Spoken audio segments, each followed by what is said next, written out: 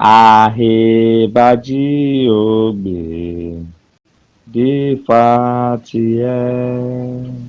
Olowo mi ni ihure ṣiṣẹ́ kígíyèpẹ̀.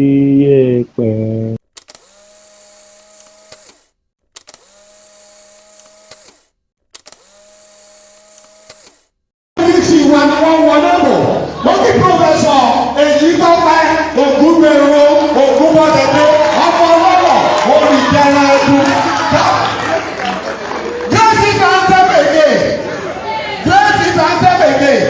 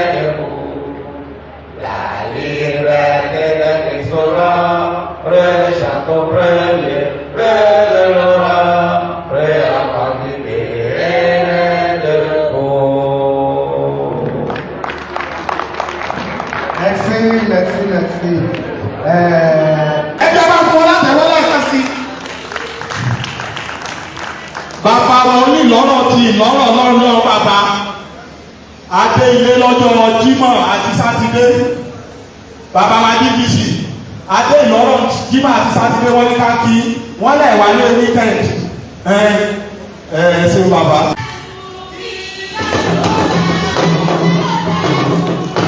Ìlà ọ̀dọ́ ọmọ òun yìí lọ́lá.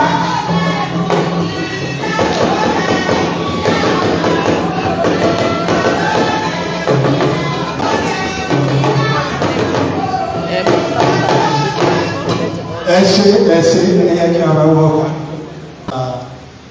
ilé ẹ̀kọ́ gíga tó dáa ní gbogbo àgbáyé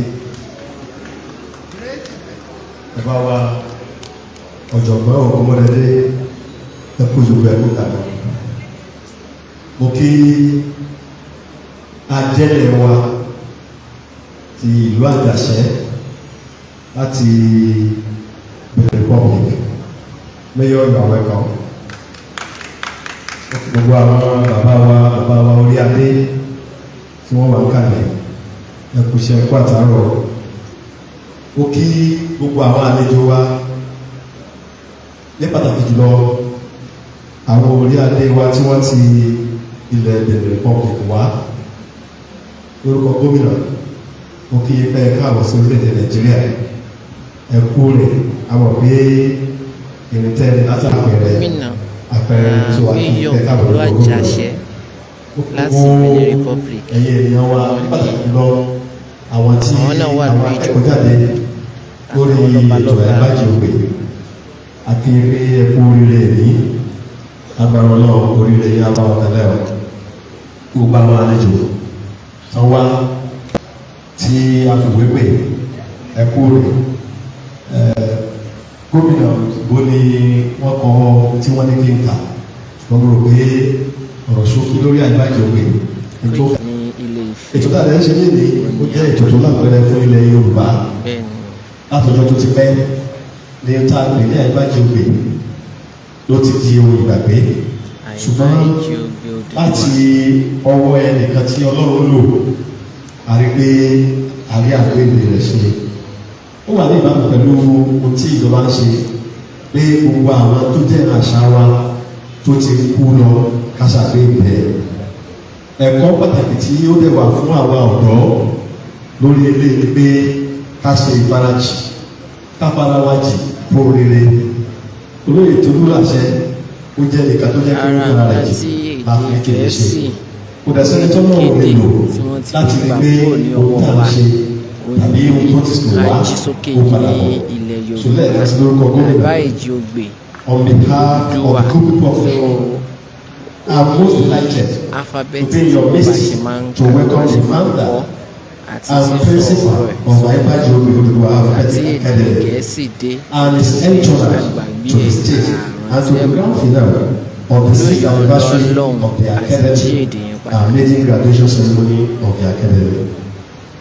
I have great pleasure in formally receiving our delighted guests, particularly our mayor, the mayor of Taye, Porto-Novo, of Benin Republic.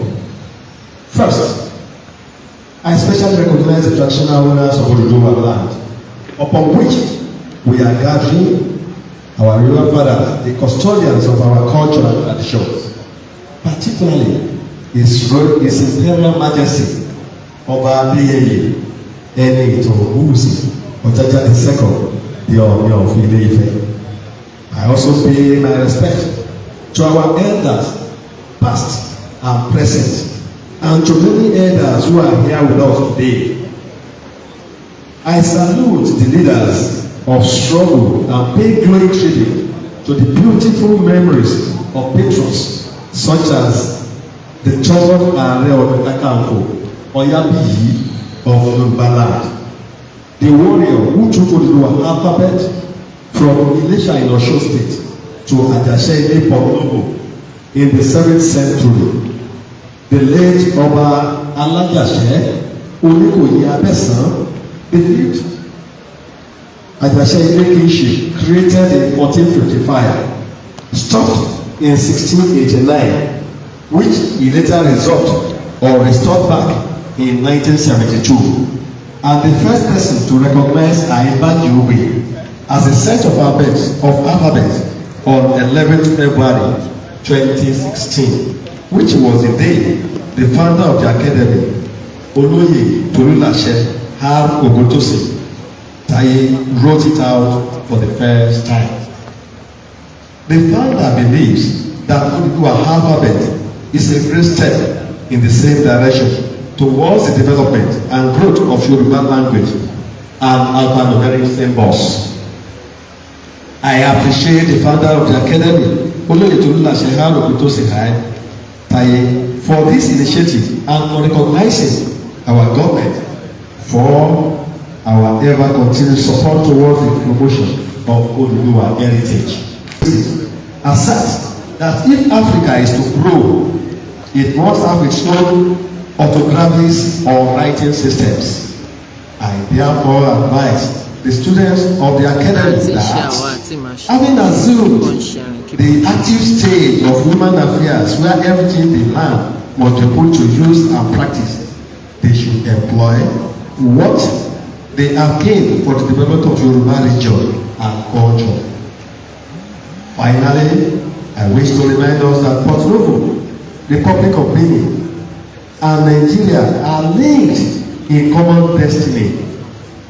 Thus, let us work together in common purpose in order to make that destiny which is an inclusive and forever just and prosperous Yoruba race. I thank you all for your attention. Thank you very much. Ẹ bá mi fún kan ní ìwà láti ìwọ ẹ̀dá kan. Bàbá wa ọba wáyé káre o. Ìlọ́run ọgbọ́n ọmọ ògbóyè ọmọ alágbogbo nẹ́nẹ́. Nísìnyí máa pe Director Institute of Cultural Study nítorí àrí ọjọ́ Mùsùlùmí Professor Prince Felix Ayọ̀ Omidire wọ́n ní lóhùn kan sí méjì tí wọ́n fẹ́ bá wa sọ. Gbogbo ẹ̀yin bàbá wa, ẹ̀yin ládéládé, ẹ̀yin lóyè tí ẹ wá bá wa ṣe ọdún. Bẹ̀rẹ̀ látòrí bàbá wo oníṣàbẹ̀ ọ̀pára ọmọ alágbogbo dẹ kábíyèsí o àdìríṣẹ́kù dìde. Bàbá wa láti òde olé Ìjẹ̀bú kábíyèsí o Ìjẹ̀bú ọmọ eré ni wà ẹ ṣeun ojú òní tì yín o kábíyèsí ẹ ṣeun. Akọkùn alájàṣẹ tó ń rẹpírẹsẹ̀ntì kábíyèsí alájàṣẹ akíyín o. Bàbá wa Báwálé tí wọ́n jẹ́ kọmíṣánná wa àwọn ni wọ́n kó wa jọ nítorí àwọn ni wọ́n dúró ní ipò gómìnà aláṣẹ ní ìpínlẹ̀ táwa ní ìpínlẹ̀ ọmọlúwàbí abẹ́ ẹ̀kọ́ kábíyèsí àwa lọmọlúwàbí àkọ́kọ́. A tún wá kí Lord Mayor wa Son Excellence Monsieur Yankuti Shahumai tí wọ́n wá láti ìyànyàn Porto-Novo ẹ̀kọ́ kábíyèsí akéré ẹ ṣeun ẹ kú dìde wa o. Fún ẹ tí ò bá mọ̀ òrìṣà Akire náà wà lára àwọn òrìṣà tí wọ́n kọ́ wa ní ẹ̀kọ́ kíkọ ní ilẹ̀ Yorùbá torí tá a bá ti mú Olúorogbo Àjàláyé Àjàlọ́run tó jẹ́ ikọ̀ Olódùmarè tó sì jẹ́ ikọ̀ gba àwọn olúmọlẹ̀ tó jẹ́ kó ní Secretary General tí ń kọ gbogbo ẹlẹ́gbà náà Assistant Secretary General rẹ̀ òun ní òrìṣà Akire. Bẹ́ẹ̀ bá dé ilé òrìṣà Akire lónìí náà ẹ máa rí gbogbo àwọn signature yẹn bíi ti Àbẹ́yẹ̀ògbè táwọn náà kọ síbẹ̀. Kábíyèsí ọba Akire kò ní rẹ̀ yín o. Akí ọba alámọ̀ Ọbàtálá ọba yìí o Èrúwádájí ọba o ẹ ṣeun adúpẹ́. Gbogbo ẹ̀yin lọ́balọ́ba wa tẹ́ wá adúpẹ́ lọ́wọ́ yín ẹ ṣeun. Ọ̀rọ̀ wọn ò ní pọ̀ lónìí torí nígbà tí wọ́n ní eré òní fọn kí ọmọ rẹ̀ náà fọn. Nígbà tí ọba tiwa ń bí àwọn òun vice chancellor ẹ jẹ́ ká fi ọ̀rọ̀ sí wọn lẹ́nu kí wọ́n bá wa kí yín káàbọ̀ kí wọ́n lè sọ pé kí a máa bá ètò lọ. Kábíyèsí my visitor ẹ ṣeun mo dúpẹ́ o. Ẹ bá mi pàtó wọn fún kọ̀lẹ́tọ̀ wa. Nísìnyí máa wá pé ọba wa ní fásitì bí àwa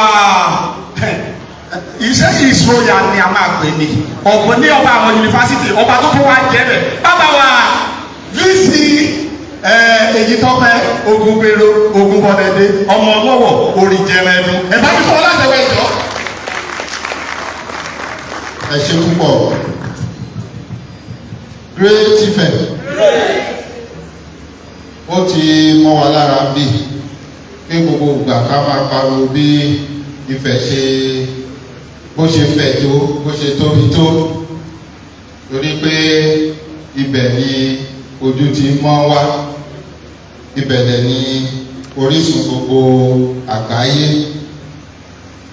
A máa ń sọ fún àwọn olùkọ́ tó bá dé máa ń sọ fún ọmọ ní Ifẹ̀ ni àwọn gangan ti wá pé gbogbo wa Ifẹ̀ láti wá ṣùgbọ́n bí àwọn èèyàn ṣe ń jìnnà sífẹ̀ sí ni òyì wọn ń bó làwọn wọn ń yí padà tó la fi máa ń pe àwọn tó bá fẹ́ súnmọ́ mi díẹ̀ báyìí ta máa ń pè wọ́n ní òyì bó dàbí àwọ̀ wọn ó ti bó ṣùgbọ́n gbogbo wa Ifẹ̀ ni gbogbo wa ti wẹ̀ Ifẹ̀ ni gbogbo wa ti wá.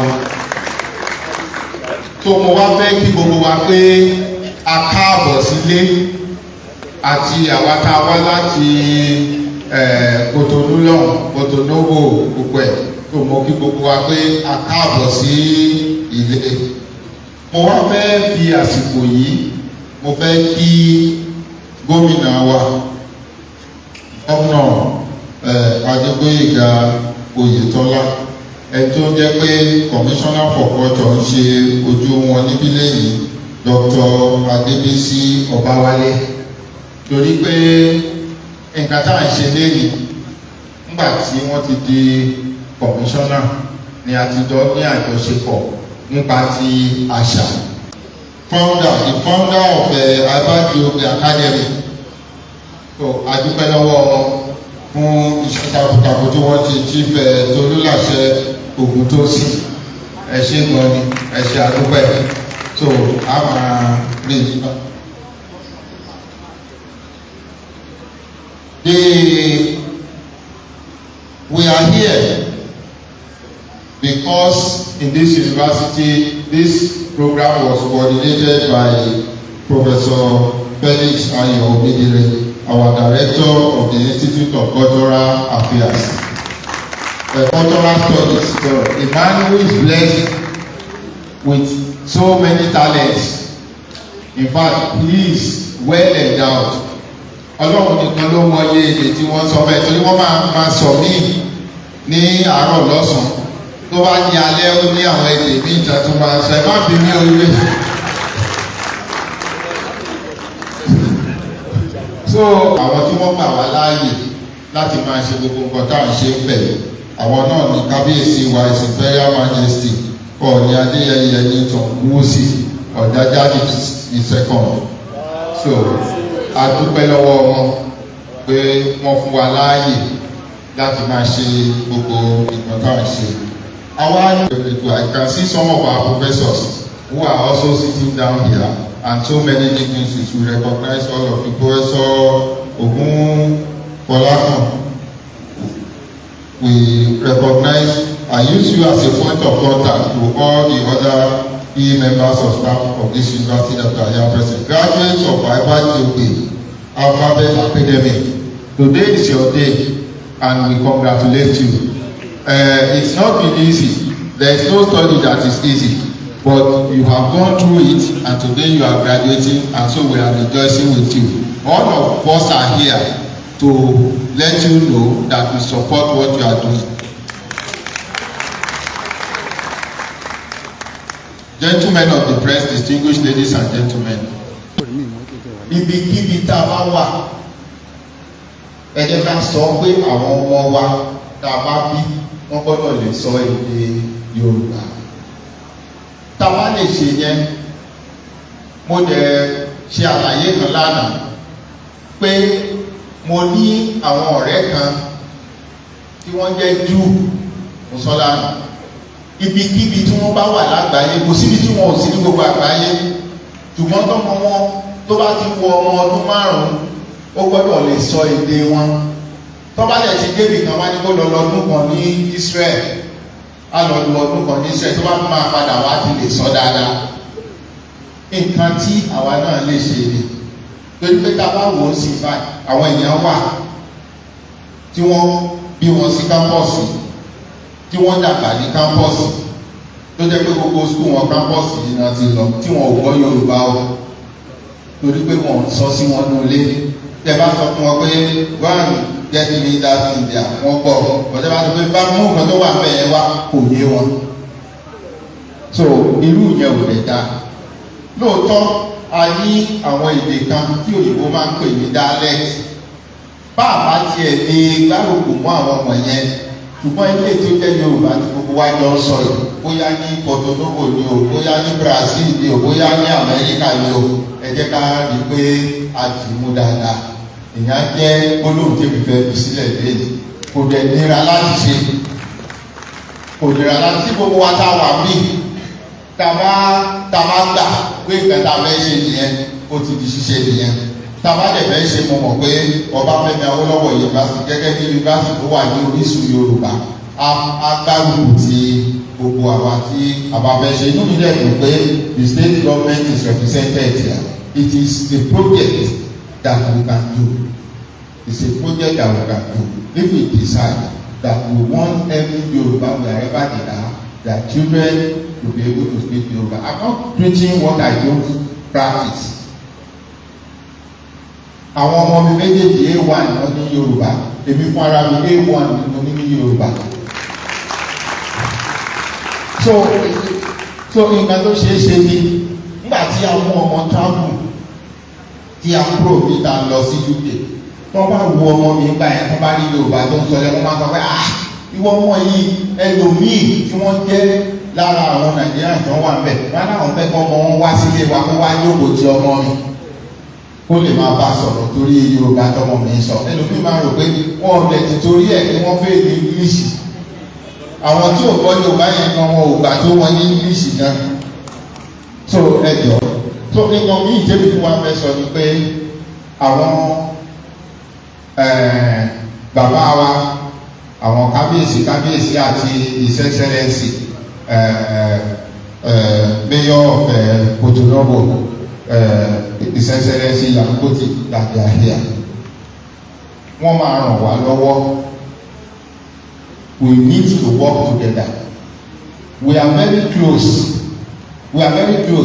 Each time I'm in Porto-Novo or I feel as if I'm at home because if you don't know, if you can't speak French and you can speak Yoruba, you are at home. The only difference where you will know that this is Yoruba from Porto-Novo is the way they pronounce R. And mo rí ọmọ yẹn lórí kẹ̀kẹ́, that's so you will know that, but it's exactly the same, and our thinking, our everything is the same. So we really need to work together. And I want to promise you that Obafemi Awolowo University will work with you to ensure, and with the state government to ensure that we move this agenda forward. So àjọ̀dún kẹfà là ń ṣe báyìí fún AEBAJIOGBE Academy. So àdúrà mi ni pé àá ṣe kẹwàá, àá ṣe ogún, àá ṣe ọgbọ̀n, àá ṣe ọgọ́rùn. Academy yóò dẹ̀ ní kú láéláé. Á dẹ̀ bí àwọn nǹkan míì tó dára. Ìkan náà ní ilé ìta àṣẹ lẹ́yìn. Iwájú lọ̀pá ẹ̀mí tí Academy máa rí sí o. Gbogbo wa náà ta jẹ wà bí ilé iṣẹ́ ilé o. Ẹ ṣe púpọ̀. Máa pe Professor Benjamin Adisa Ogunfọlákàn. Professor Adisa Ogunfọlákàn tí wọ́n jẹ́ Director National Museum.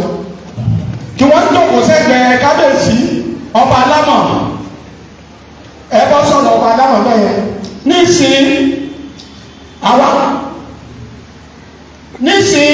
àwa pé Mayor wa from Porto-Novo kí wọ́n wá sọ̀rọ̀ wọn. Ẹjọ́ ẹgbẹ́ tí sọ̀rọ̀ wọn dáadáa o bí wọ́n bá ti ń sọ̀rọ̀ ni wọ́n mọ̀ sọ Yorùbá ẹ̀sẹ̀. Ẹ̀gbọ́n èdè mẹ́rìndínlógún lóde iṣẹ́ tó kù mẹ́rìndínlógún lóde bẹ́ẹ̀kọ́ ó bá tó yí.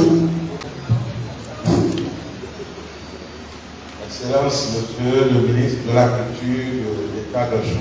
Your Excellency, the Minister of the Commissioner of Culture, Osun State.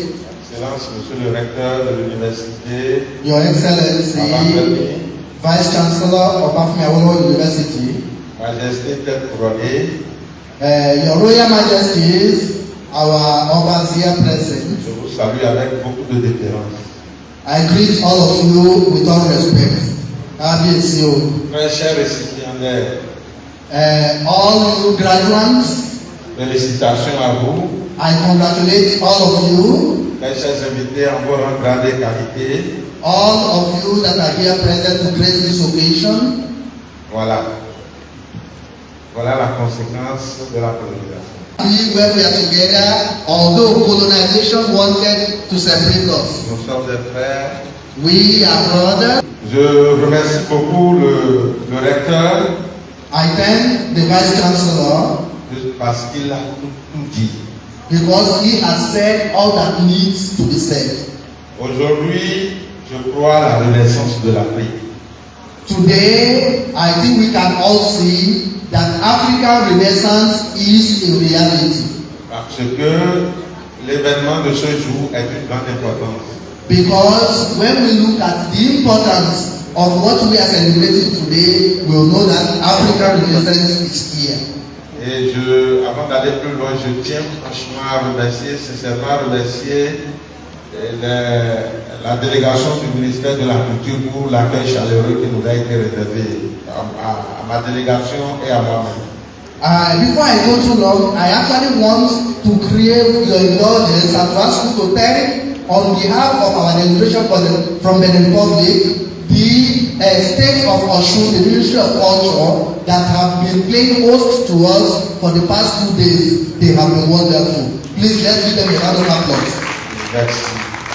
Avant d'aller plus loin, je voudrais juste nous amener à faire une petite comparaison. What I want to say today is not to take you on a long journey, but I want us to do a little comparison. Les États de l'Asie, un peu avant les indépendances, jusqu'aux indépendances, avaient le même niveau de vie que les États. If we look closely, we will see that the Asian countries, before their independence and before our independence, we were practically at the same level of development and prosperity. Ils ont connu la colonisation. They were colonized just like we were. Surtout avec les Anglais. Especially those of them who were colonized by the British, just like we were here. Mais cela ne les a pas empêchés de garder leur langue. But we could see that they managed to keep their mother tongue, their languages. Regardez la plupart des pays asiatiques. And if you look at all the Asian countries, Ils parlent anglais, they have English, mais ils parlent leur langue. but their languages will never Ils look écrivent dans them. leur langue. They will think in their language. Aujourd'hui, la Chine For example, let's look at China today. est devenue pratiquement la deuxième, voire la première puissance du monde. We can see it. Nobody will dispute the fact today that China is almost the #1 superpower of the world today. Observez leur mode de vie. Look at their way of life. Ils ne comptent que sur eux-mêmes. They only do things according to their cultural orientation. Ils vivent en autarcie. They live in their natural way. Ils ne consomment que ce qu'ils produisent. They only consume what they produce in their country. Mais aujourd'hui, quelques années après, nous voyons à quel niveau de développement ils sont.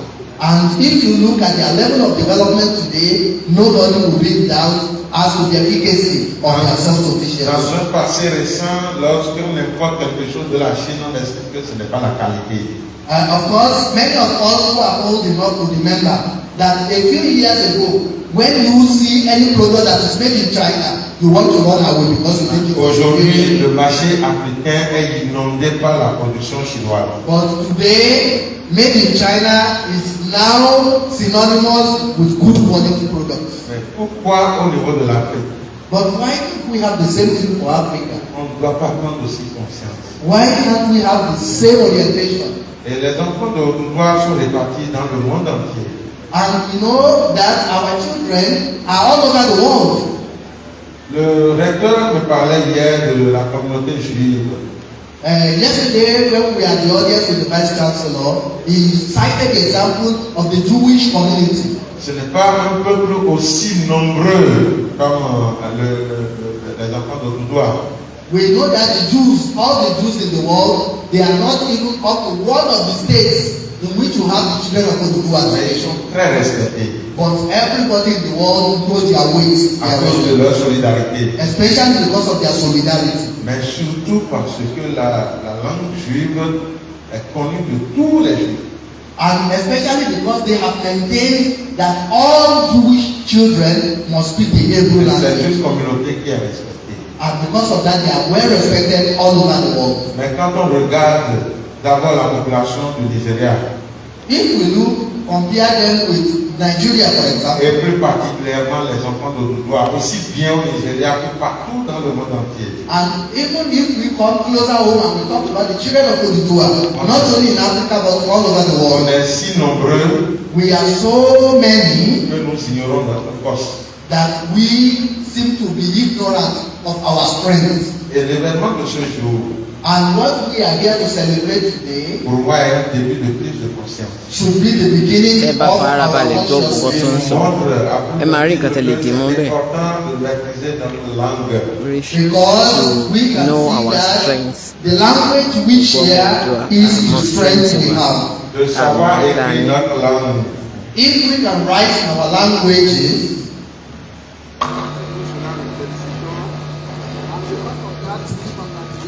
Nous félicitons Monsieur Tolulase. We would like to congratulate Chief Tolulase, qui a été inspiré par rapport à cette écriture. who had the inspiration to share with us this AEBAJOGBE language. Au niveau de la ville de Porto-Novo et du Benin en général, parce que nous avons le Omba Oni savait que je salue respectueusement.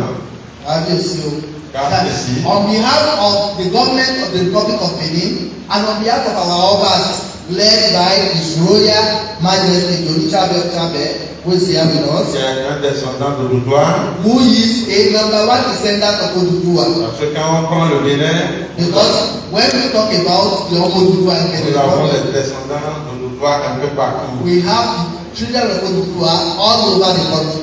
Nous sommes là pour accompagner l'événement.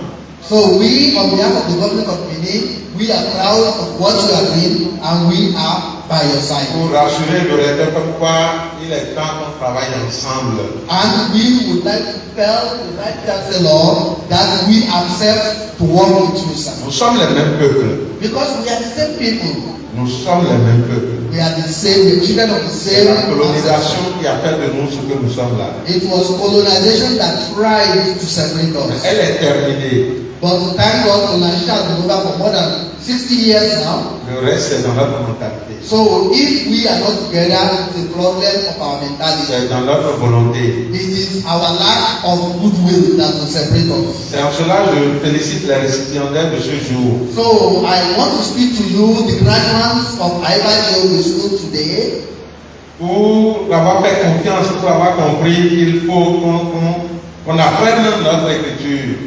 as you have understood the importance of this language that is so unique, that I really congratulate you for coming to accepting the challenge to learn this unique language. Et j'étais content à Porto-Novo lorsque j'ai compris qu'il y a un récipiendaire qui était venu du Canada.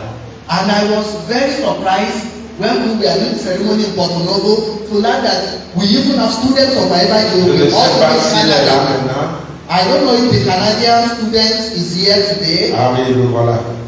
There he is. Merci. He has come all the way from Canada to learn AEBAJOGBE. You are most welcome, sir. C'est donc dire That's a way of telling us que beaucoup de nos contemporains ont compris. that many of our people have understood the importance of this Et language. au niveau de la ville de Porto-Novo, And as far as we are concerned, il y a une in the forte, city of Porto-Novo, très forte communauté Yoruba, where we have a very strong Yoruba community, où il y a un roi Yoruba. where we have a Yoruba king, Nous nous engageons aussi pour accompagner l'alphabet AJASE. we solemnly promise our support unflinching to AEBAJOGBE project. Vraiment, merci pour la qualité de l'accueil. Nous sommes un peu longs. Once again, I want to thank this host community Mais for being cela so témoigne de welcome. la joie qui nous anime. And we wish that we will always continue to live in this fraternity. Ma prière, My prayer, c'est sir, qu'on ait encore d'autres promotions et d'autres promotions d'étudiants qui vont sortir de l'académie. that my prayer is that we will have many more AEBAJOGBE graduates that will take the good news all over the world. Et nous-mêmes, nous allons à ça aussi. And you can count on us as authorities to support you. Merci beaucoup et Thank you so very much, bonne chute à chacun de nous. and all the best for AEBAJOGBE project. Thank you. Ẹ bá mi fún wọn látẹ̀wọ́ tó lọ́rìn. Bóyá ọ̀gá tó fẹ́ sọ. Mo kí Mayor wa láti Porto-Novo pé ẹ kú iṣẹ́ ọpọlọ. Ẹ ṣe.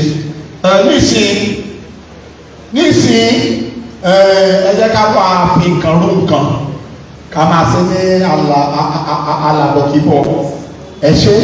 Nísìn máa fẹ́ àwọn eléré wa ẹgbẹ́ ẹ̀yìn eléré tá a bá ti pè ìwọ tá a bá sọ ta fún ìṣẹ́jú méje ni ìwọ tá a bá sọ pé mẹ́jọ ni.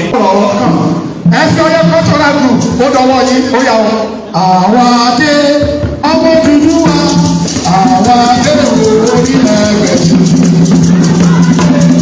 ọmọ Odùduwà àwọn adé orílẹ̀ ẹgbẹ̀jì àwọn adé nínú Yorùbá ó yà àwọn adé ọmọ Odùduwà. Àgbàgbà ilẹ̀ ó bàbá bẹ́ẹ̀ bá yìí.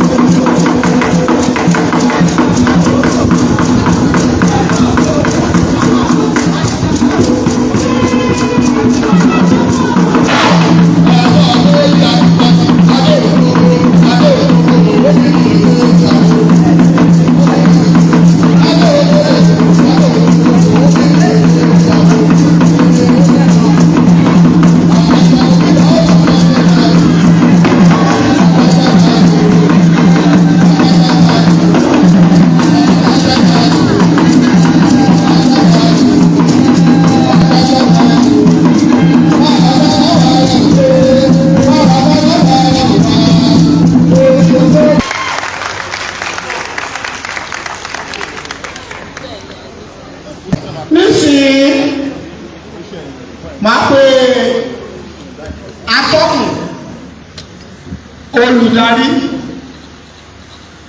AEBAJIOGBE láàrin ìṣẹ́jú méjì sí mẹ́ta ẹ jẹ́ ká kẹ̀tì ẹ̀gbọ́n kan lẹ́nu wọn. Yorùbá ní ẹnu oníkàn ńlá tí gbọ́ pọ̀n tó ọ̀dọ̀wọ̀ yín ọmọọba Tolulase ẹ máa wọ̀. Ẹ bá mi fún wọn láti ẹ̀wọ́n bí wọ́n ṣe ń bọ̀ yẹn.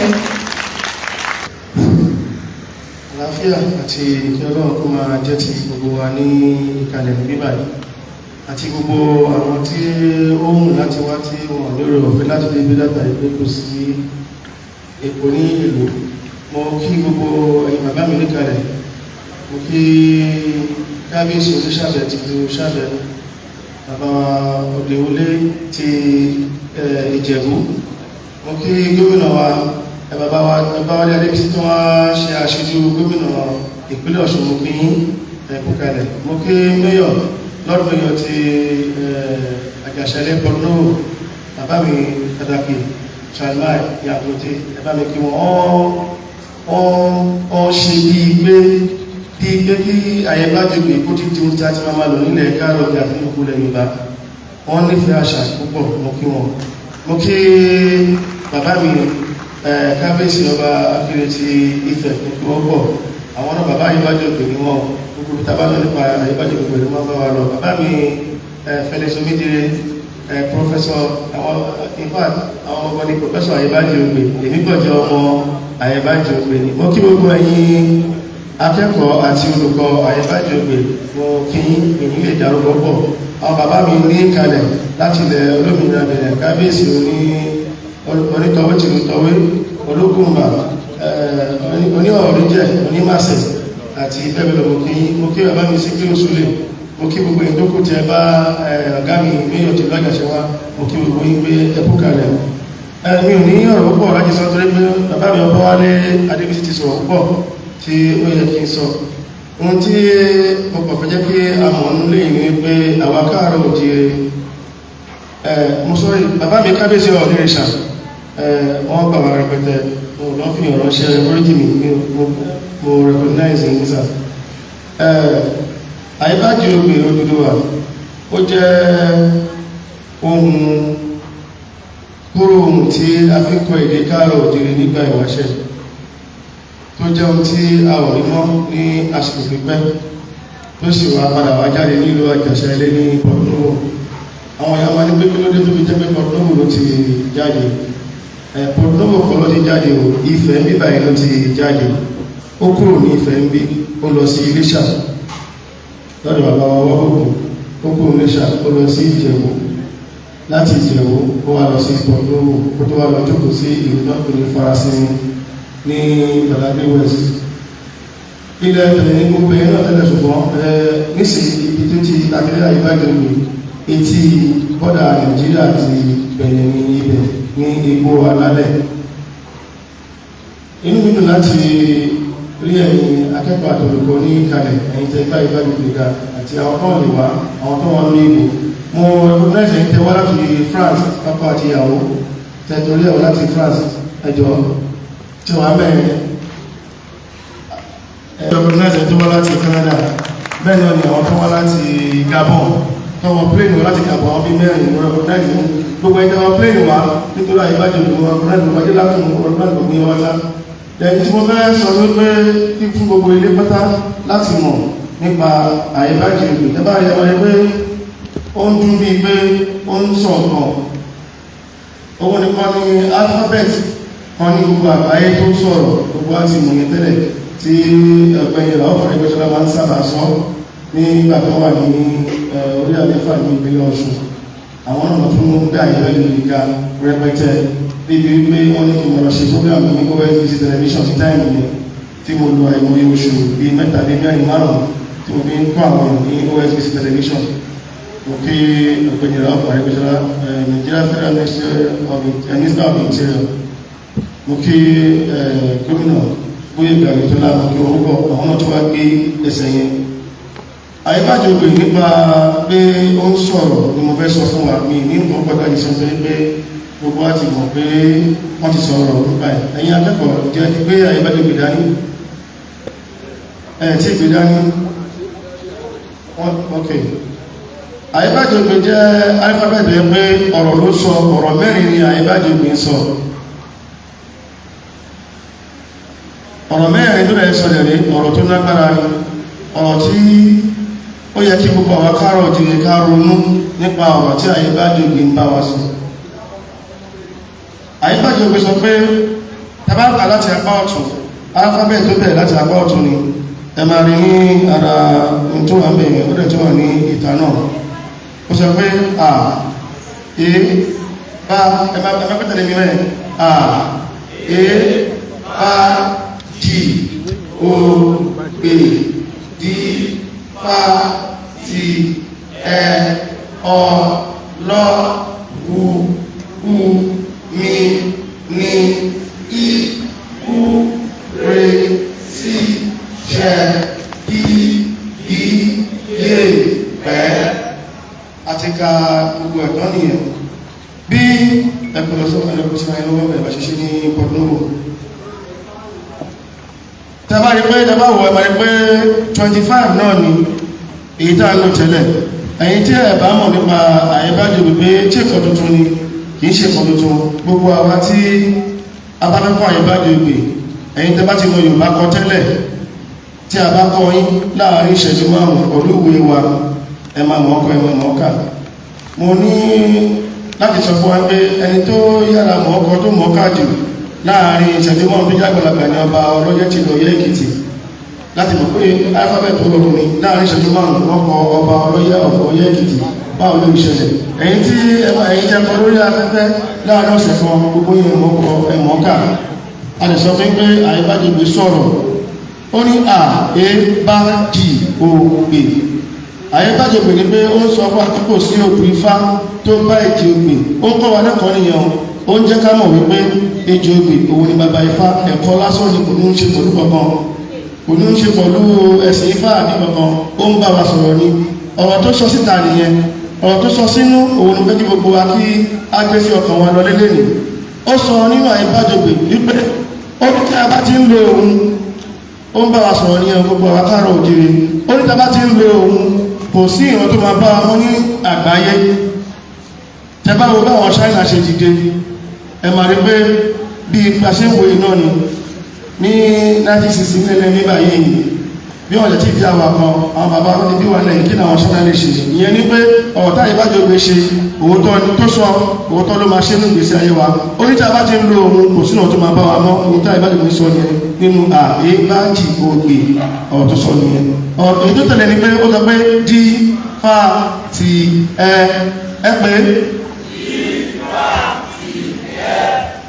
dífà tí ẹ sọ wípé ronú jinlẹ̀ nípa tí o fẹ́ dà, kò sọ pé kó lọ dífà ọ̀dọ̀ babaláwo tí ó bá rí rò tó bá mọ̀ tó bá rò sí ìpè lọ bá wọn kọ́ dífà fún ẹ̀wọ̀n. Bọ̀ tí dífà tí ẹ sọ ni pé ronú jinlẹ̀ nípa ọjọ́ ọ̀la rẹ, ronú jinlẹ̀ nípa tí o bá fẹ́ ṣe. Gbogbo ọ̀nà pé nípa bá fẹ́ ṣe a máa kọ́kọ́ rò ó kí a tó ṣe ohun tí dífà tí ẹ sọ nìyẹn. Àmọ́ nínú dífà tí ẹ ṣe ọ̀pẹ́ ta bá ronú, ìrònú yẹn máa ń gbé wa kọjá ìtagbára wa lè ṣe. Ẹlòmí lè máa ronú pé òun fẹ́ wa katapila bẹ̀rẹ̀ tí ìwà kẹ̀kẹ́, òun fẹ́ gbá ìrònú yẹn tó bá ti ń lọ bẹ́ẹ̀ yẹn. AEBAJOGBE sọ fún wa pé gbogbo tí a bá ń rò ká má yẹ kẹ́rù bà wá pé kò lè ṣeé ṣe. Ó wá tẹ̀síwájú, ó sọ pé lọ u mi ni i hu re si ṣẹ. Gbogbo àti gbọ́ bí ó ṣe tún yẹn, ó ní Ọlọ́run ló máa húre sí ohun tó ń ronú dífà tiẹ̀, ó ní kì í ṣagbára ẹ̀ ló máa ṣe o. Ó ní Ọlọ́run mi tí gbogbo wa ń sìn, Ọlọ́run tí kìrìsìtẹ́nì ń pè, Ọlọ́run tí mùsùlùmí ń pè, Ọlọ́run tí àwọn ọlọ́ṣàdé náà ń pè ní Olódùmarè, òun ló tọ́ka sí yẹn o. Ìyẹn ni pé AEBAJOGBE jẹ́rìí sí agbára Olódùmarè, ó ní òun ló máa húre sí gbogbo tá a bá ronú dífà tiẹ̀ tó máa ṣẹ. Ẹ wọ̀ ọ̀rọ̀ ńlá tí AEBAJOGBE ń bá wa sọ. Ó wá fi àdúrà parí ẹ̀, ó sọ pé kí yé pẹ́. Kí ló wí? Kíkí yé pẹ́ sọ wípé kí àwọn ẹ̀dá ká máa pẹ́ láyé. gbogbo akọ́lámẹ́ lo 100 200 àbí ọ̀rẹ́ àbí 60 àbí 70 ẹ̀mọ́ ó ní ká mọ́ ní kíkí yẹ̀pẹ̀ ẹ̀ ń bá àwọn ọ̀kan wí àwọn wo ló ń bá wí àwọn tí ń ṣe àdúrà ó dàbí tí àwọn ọmọ wẹ́wẹ́ tí wọ́n tí ìtẹ́ṣẹ̀ lọ́rùn tí wọ́n ka àyíbájògbè tán débi kíkí yẹ̀pẹ̀ àwọn ọmọ yẹn ti ń ṣàdúrà fún àwọn àkàndá ọmọ tí Ọlọ́run fẹ́ rán wá sílẹ̀ káàárọ̀ òjìrì tó wá ṣe pẹ̀lú mèremère ṣẹlẹ̀ àwọn ọmọ tí wọ́n rán wá sílẹ̀ káàárọ̀ òjìrì yẹn wọ́n ti ń wá ọmọ wá ṣùgbọ́n wọ́n máa àwọn kan wà níbi kan tó máa ń dá wọn padà léè tó yí Olódùmarè tó máa wájú tí wọ́n máa ń lọ wọ́n máa ń bínú lọ sínú ràn míì àmọ́ àyíbájògbè ti ń ṣe àdúrà kan pé kí wọ́n yè kí wọ́n pẹ́ ìyẹn ní pé tí wọ́n ti dé wọn ò ní padà ìyẹn ní pé tí wọ́n ti gbá ìgbà àyíbájògbè wọlé àdúrà tó ń bẹ́ẹ̀nù ẹ̀ ìyẹn ti dúró fún àwọn àkàndá ọmọ tó lọ́n fẹ́ràn wá sílẹ̀ káàárọ̀ òjìrì láti wá ṣe nǹkan mèremère àwọn ọmọ tó lọ́n bá ti kó ohun tó yẹ kó ṣẹlẹ̀ tá máa fi darí àgbáyé padà dé pé àwa là ń darí àgbáyé tẹ́lẹ̀ àwa la ṣe ń darí ẹ̀wà mọ́ kò rí bẹ́ẹ̀ mọ́ torí àwọn òkú tó ti ṣẹlẹ̀ lọ́wọ́ ẹ̀bọ̀ àyíbájògbè sọ fún pé àwa la máa darí àgbáyé padà tí a bá ti di òun mú ìyẹn nígbà àwọn àkàndá ọmọ wa ti ń ṣàdúrà fún wọn wọ́n rẹ̀ ṣọ̀kan ẹ̀lẹ́yà àtàláfíà wọ́n ṣe ìfọ̀rọ̀ ìmìrì wọn gbà ní àdúrà lẹ́gbẹ́ bí gígíyé kò ṣe sọ tẹ́bá wo àwọn akẹ́kọ̀ọ́ wa àgbàlagbà pọ̀ ní wọn ọmọ akẹ́kọ̀ọ́ pọ̀ ní wọn àwọn olùgbéga ẹ̀kọ́ àyíbájògbè ní màdùnmí ní kò ní àwọn akẹ́kọ̀ọ́ àyíbájògbè tẹ́bá wo bí wọ́n ṣe wà yẹn oníkálùkù wọn àyẹ̀kọ̀ gbà wá níbà yẹn ni pé kí wọ́n máa kọ̀ọ̀kan àṣètò ẹ̀ kò sẹ́ni tí kò lè kọ ohun tó bá ẹni tẹ́bá ní kọ́ lórí inú wa tó wà kalẹ̀ yìí tẹ́bá fẹ́ dánwò wà lè dánwò wò kí kọmíkínà wa sọ̀rọ̀ sí tí ẹnì kan kí wọ́n wá pẹ̀lú mí ní kó kàún tí ènìyàn kọ́ ní àyíbájògbè ọ̀pá ìdánwò wà ní àmọ́ ká fi àyíbájògbè mọ àwọn èèyàn wa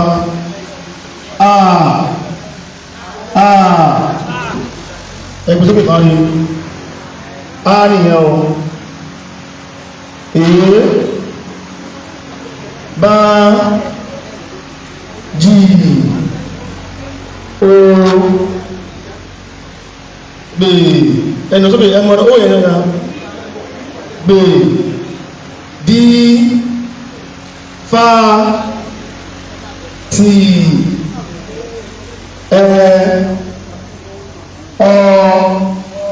ẹgbẹ́ tó bè lọ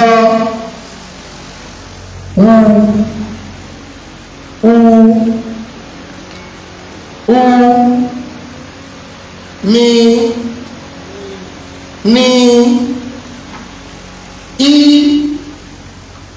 hu re okay sí ṣe máa ti ṣe ọtí yára jù ó ṣàbẹ̀ ṣe náà ni máa ti ṣe gbéṣẹ́ sílẹ̀ ẹ̀rí sí títí gbèsèpè ṣe ló tẹ̀lé yẹn yẹ ṣe nìyẹn kí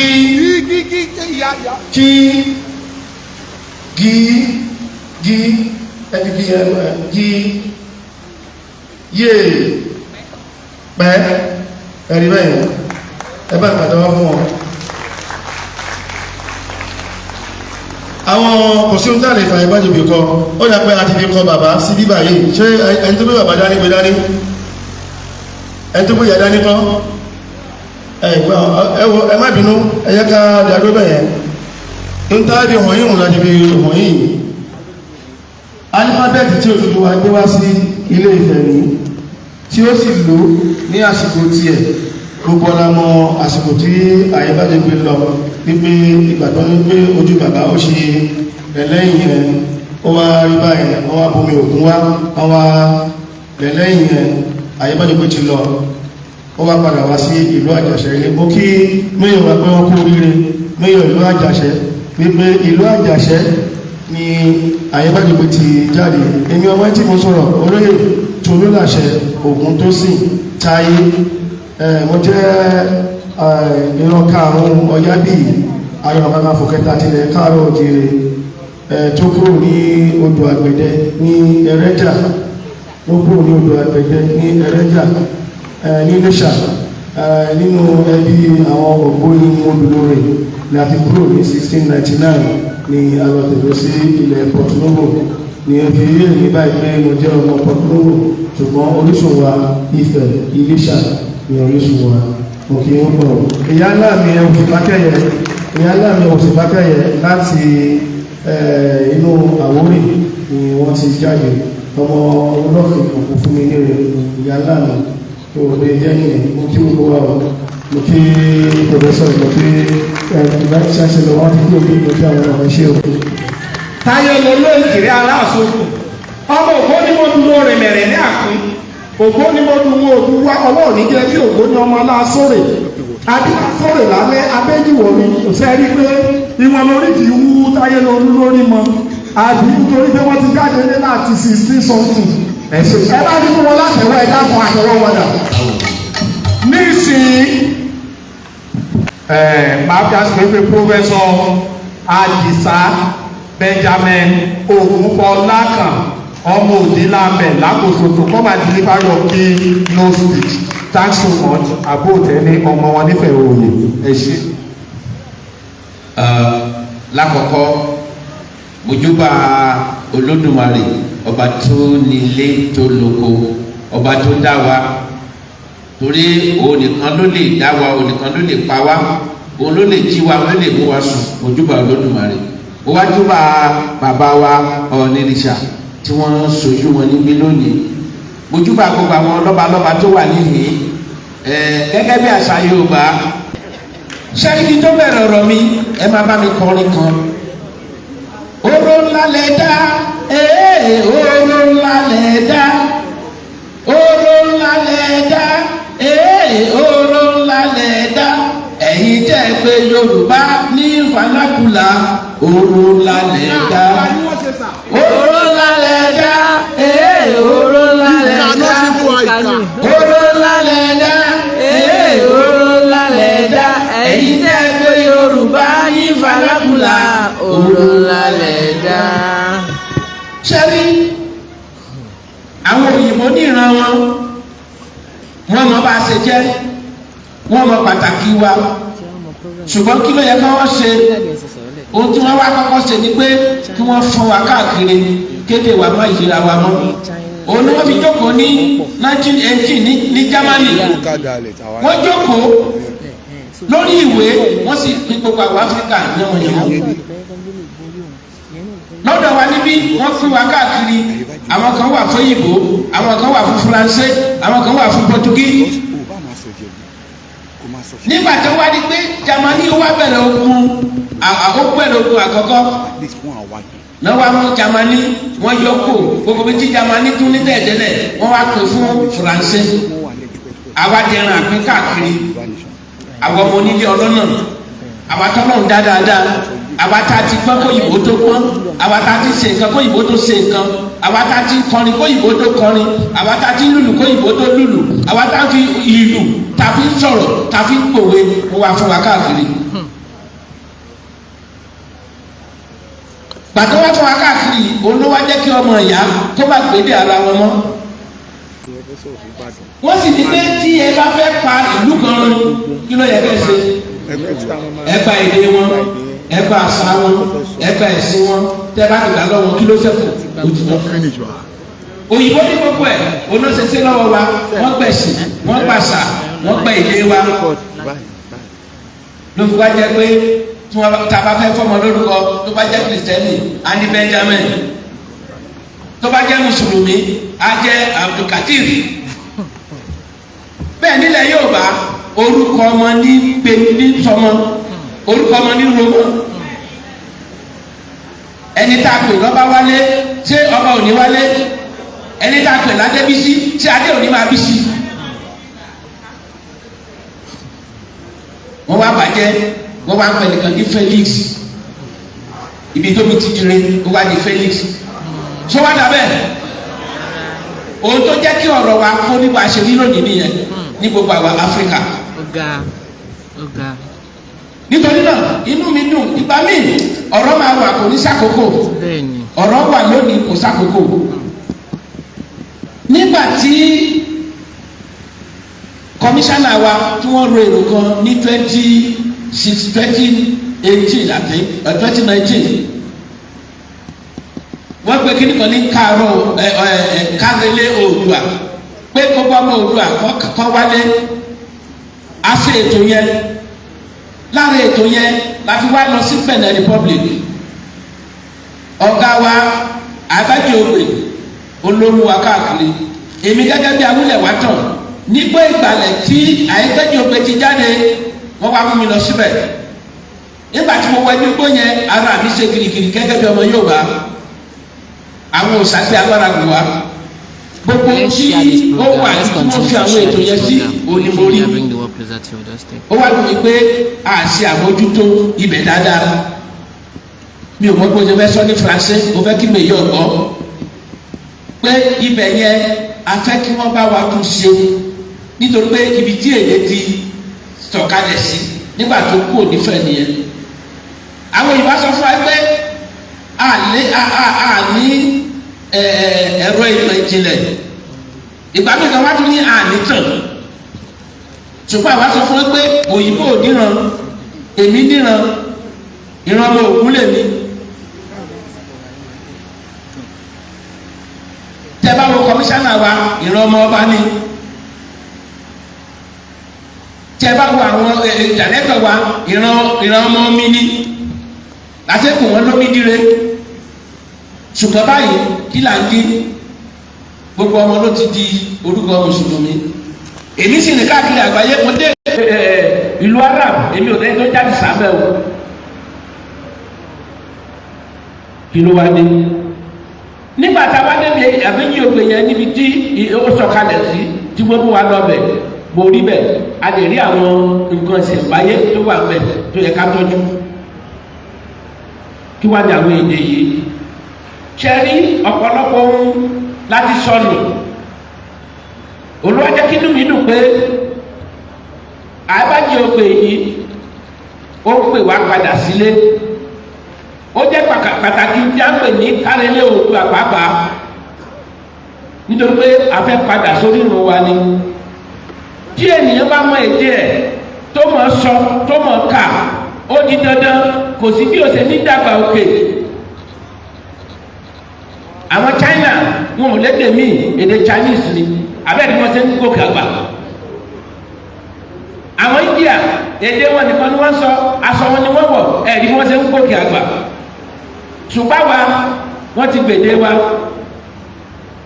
wọ́n ti gbàṣà wa wọn ò tiẹ̀ jẹ́ ká ronú mọ́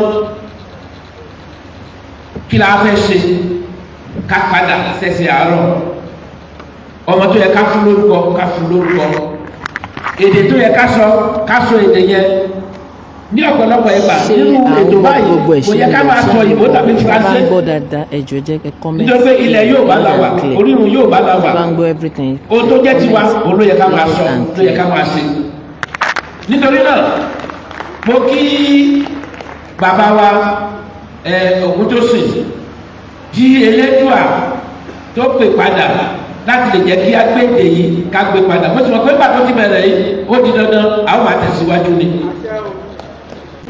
igbó ìgbàlẹ̀ tá a ti lọ yẹn igbó alálẹ̀ tá a lọ kọ́ bá wa tún ṣe kí wọ́n torí pé gbàtà débẹ̀ wọ́n ti fẹ́ máa gbà á ṣùgbọ́n kí ìjọba kan lọ bá wa mójútó kó tún ṣe dáadáa ohun tó yẹ ká ṣe àwọn tí wọ́n ń ṣe àbájáde lónìí mo fẹ́ dúpẹ́ lọ́wọ́ wọn dáadáa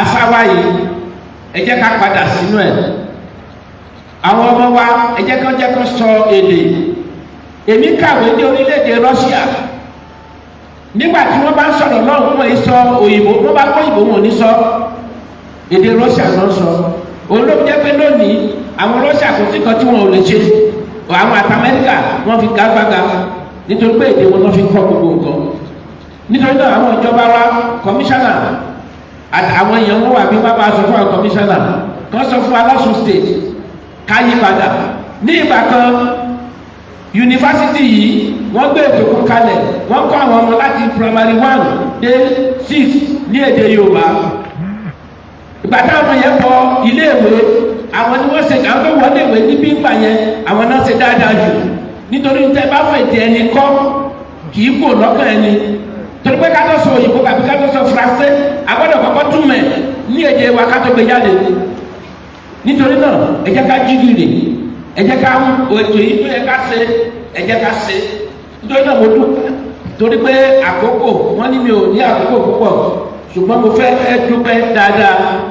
Tí a bá sì wò ó kí n tó mẹ́nu dúró ẹ rí i pé AEBAJIOGBE yìí èdè tó ń sọ̀rọ̀ ni, ẹ rí i pé ọ̀rọ̀ wọ́n ní ọ̀rọ̀ la fi dálẹ̀, ọ̀rọ̀ la fi dáyé, ọ̀rọ̀ tí alifábẹ́ẹ̀tì yìí tó ń sọ ó fi hàn wípé lóòótọ́ ní ilẹ̀ Yorùbá ọ̀rọ̀ ní tiwa. Ní àpẹẹrẹ ìlú Ilé-Ifẹ̀ wọ́n nífẹ̀ẹ́ gbólóhùn ní Ifẹ̀ ní Ifẹ̀ olóògùn kí là ń pè gbólóhùn àṣẹ ni, àṣẹ tẹ́lẹ̀gbà tó fi sí wa lẹ́nu òun ni tàbá ní kó rí bẹ́ẹ̀ yóò rí bẹ́ẹ̀. Ṣùgbọ́n pàtó ti dàrú wọ́n ti fún wa láwọn èdè míì kò jẹ́ kó lè máa ṣẹ wọn. Nítorí náà mo rọ̀ wá àwa tá wà níhìn èdè tó jẹ́ èdè wa ẹ jẹ́ ká múra sí i, ẹ jẹ́ ká ṣe AEBAJIOGBE yìí, ẹ jẹ́ ká kọ.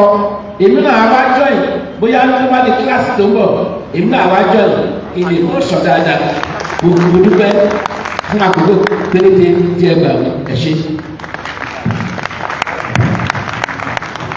Wàá cultural center bóyá.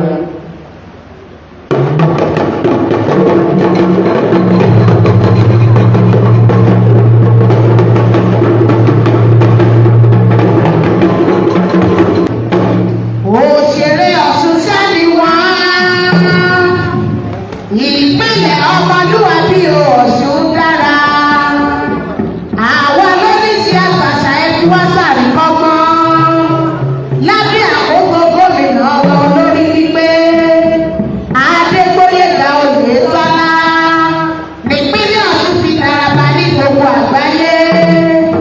Èyí ló fi ọ̀dájú gbangba fáwọn alálàṣà.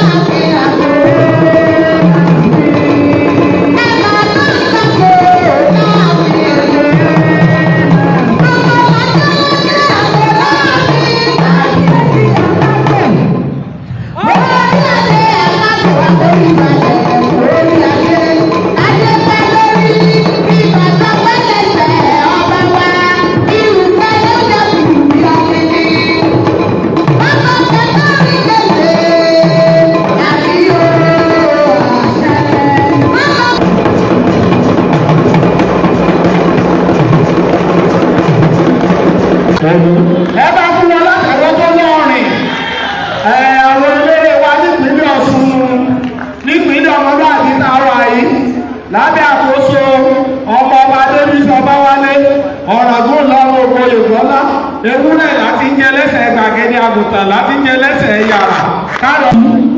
Afẹ́fẹ́ àwọn kábíyèsí wa ó yẹ kí wọ́n bẹ̀rẹ̀ ní gbólóhùn kan kí wọ́n kí wa ní abúlé láàrin ìṣẹ́jú kan kò sí méjì.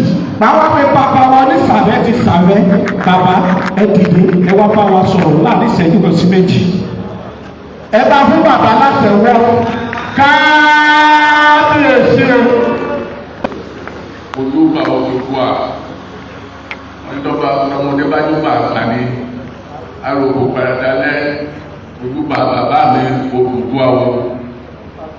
Àdáṣe ní parí àdáṣe ní mọ́ni bàbá mọ́ni o. Ojúbà bàbá mi sì Oduduwa ọlọ́run jẹ́ kí wọ́n yẹ wá kalẹ̀.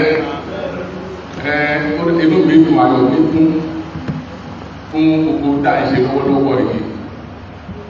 Owó kọ́ àwọn orí káàkiri ọyẹ pé ìrì àwọn ọmọ Yorùbá tó jáde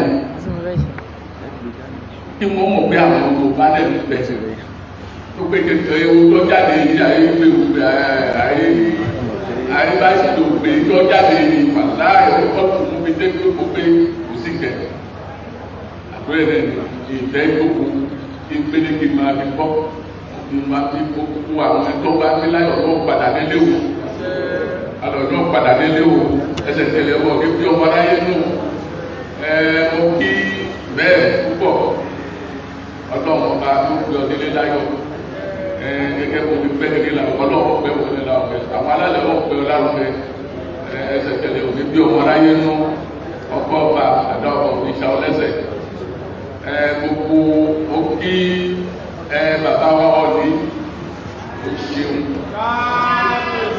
wọn kí ọ̀ní púpọ̀ ó kó àforíjì adé ó pẹ́ lé ní bàtà ọ̀pẹ́ lẹ́sẹ̀ ìyọ̀yọ̀ jẹ́ o àgbọ̀dé máa ń pẹ̀yìn èkó ṣe o.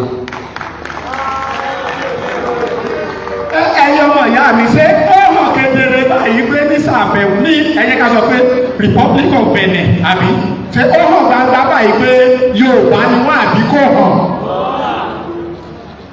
tí mo tún ti gbé ọ̀gá mi pé kí wọ́n tún máa ṣàṣẹ́yìn wò láti náà ìpín bàbá tó máa sọ̀rọ̀ wọ́n tún máa fi Yorùbá kọ̀wé ẹ bá ń ṣe kábíyèsí.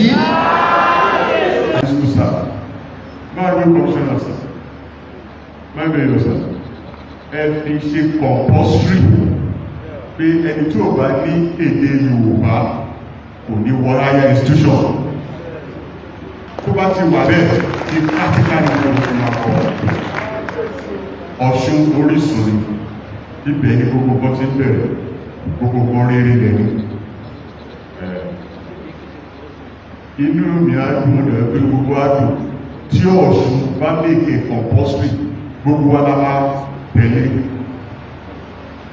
ìkan yẹn láti Ọ̀ṣun orísun the state of the living spring is a living language living spring mo fi hàn ó gbé jáde compulsory àwọn ọ̀gá pariwo àwọn ọ̀gá ṣe kí nígbà tó bá yé kó máa mọ́ wọn lára tẹ́ bá ṣàgbálá ayé wa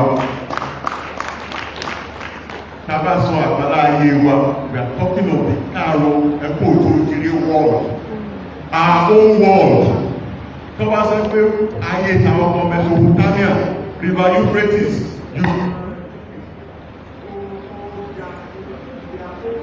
ayé tí wọ́n ni wọ́n sọ ẹ jẹ́ ká bẹ̀rẹ̀ sí máa sọ ayé tiwa àwa ní lẹ́gbàá ni wọ́n fẹ́ràn jù kò síbi tẹ́ bá ti dé ní gbogbo ìṣẹ̀ṣẹ̀ àgbáyé èmi ní àwọn ìṣẹ̀ṣẹ̀ gbòógì president a ní ẹsẹ̀ nínú ìlú oríṣiríṣi orílẹ̀-èdè 48 ní gbogbo 48 yẹn Yorùbá la fi ń ṣe ìjọsìn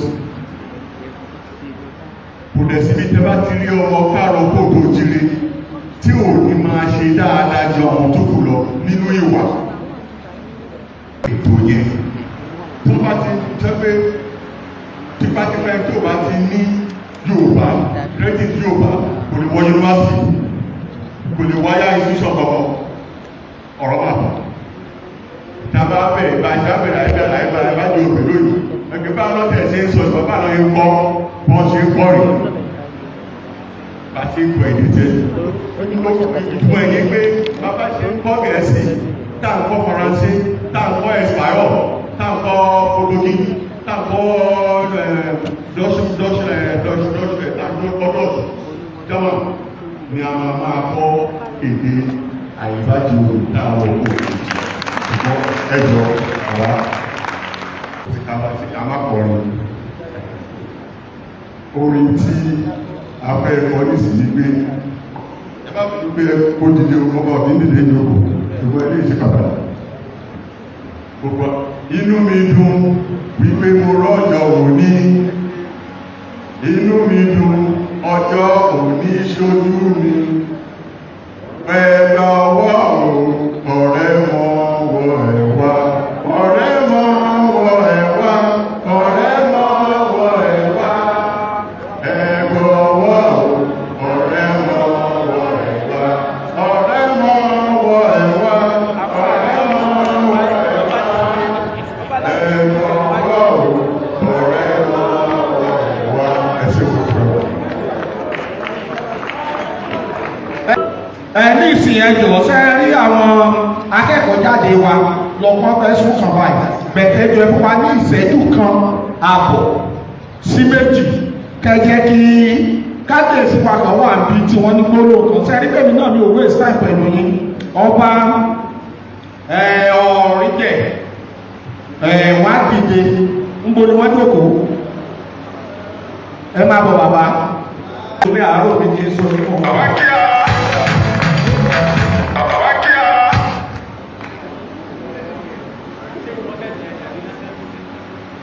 Kálẹ̀ o ẹ̀kú oríire òbí o.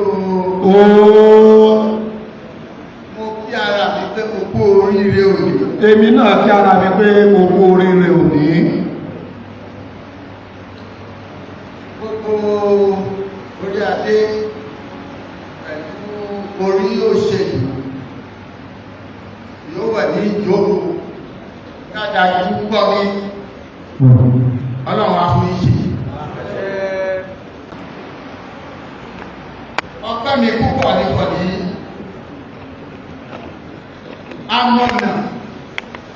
amọ̀nà àṣoṣo làbí ní Benin Republic nípa ogun ìṣẹ̀lẹ̀ pẹ̀lú àṣà òun náà ní Tolulase. Ẹ bá mi kàwọ́. Ìrìn àjò yára ìwọ ní ibi yẹn yóò nà. Olùkọ́ àdúgbò wa wá. Agbára rẹ̀. Torí àti pọ̀dé ìṣòro bá máa wá ní. Ṣùgbọ́n tò náà yẹn kó yàtọ̀. Àwọn gbàmùjẹ́ ni wọ́n kúrò pàdé àárín òkú àsìkò lónìí. Ṣùgbọ́n olùkọ́ àmì kò ní ṣẹlẹ̀. Àwa náà ní dẹ́dẹ́dẹ́dẹ́ gan nítorí òun yé Ọlọ́run yan wọn kàn ó yan wọn kàn ó ṣe wọn lóko pọ̀ nínú kápò gbé àṣà ọmọ Yorùbá lárugẹ wọ́n ní láti farahàn lónìí. Olóṣèlú kíra mi rí rí wọlé pé rí rí wọlé wá ní lónìí.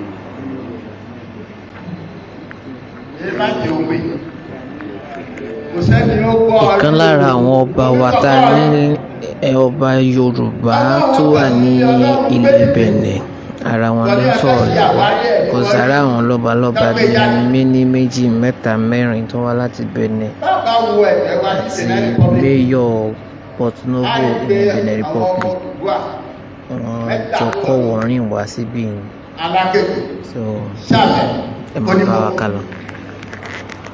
Àwọn mẹ́ta yóò wọ̀ ní Benin Republic. Ògún ilé èjì ilé torí ọmọ Oduduwa ó ti pọ̀ ní Benin Republic. Ká tó wá sọ iye wọn ti ṣẹ̀.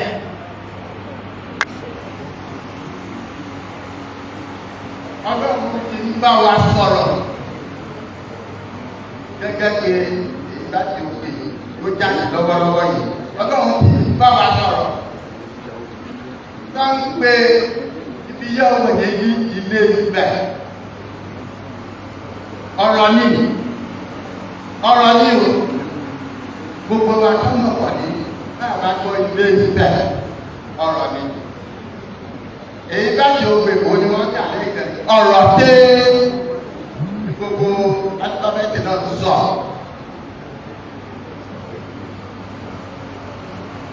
Kábíyèsí sọ ní ilé ìgbàgbọ́ ní alájọ àṣà ìwà wọn lọ pátápátá kó parẹ́.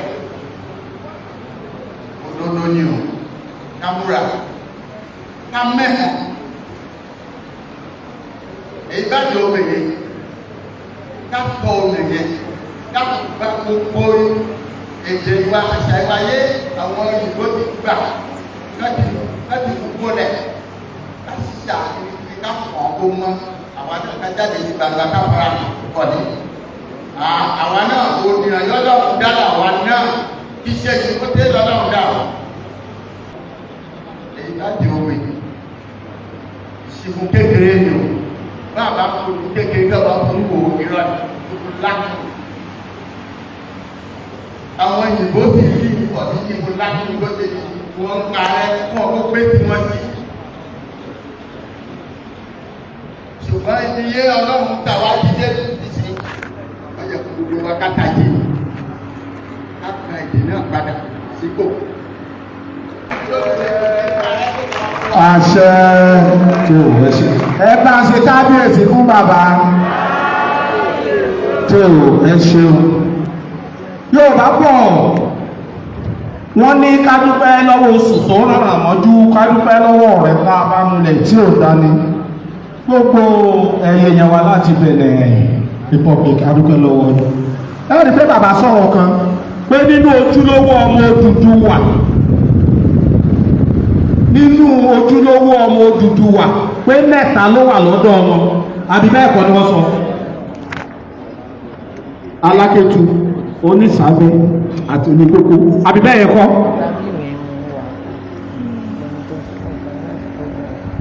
Nínú ojúlówó ọmọ Odùduwà méjì wà nípínlẹ̀ Ọ̀ṣun Ọ̀ràngún léèlá àbí Olówu tó jẹ́ àkọ́bí wọn àbí ẹ̀mẹ́tẹ́ ìpínlẹ̀ Ọ̀ṣun Olówu wà fúngbà tó yẹ Olówu kan lọ ká ní Ògùn Iléyè lẹ́gbẹ̀ẹ́ Ìkirè.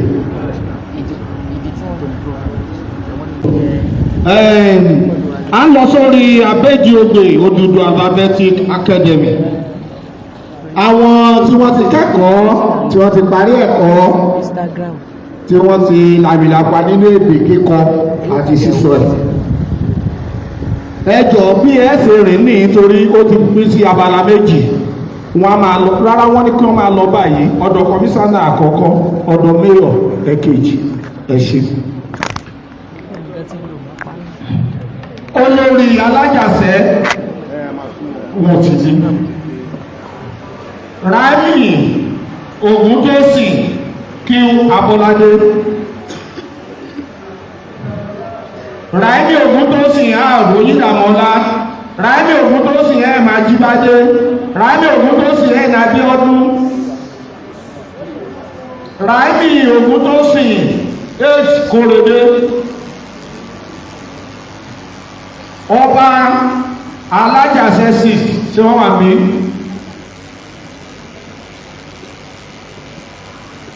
bàbá sẹ́gbẹ̀ yẹn máa jáde ẹjọ́ Sunday Adéníyì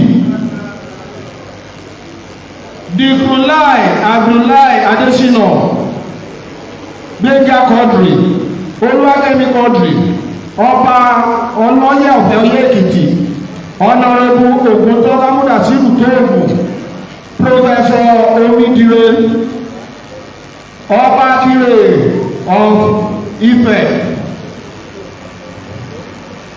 Ọláìlú Matthias Abiola Abọ́sẹ̀dé Roslyn Adúlójú Dr. Oyèwálé Adébọ́lá Oyèbánjí Olúwàgbémiga Ọláìwọlá Ọ̀nàtádé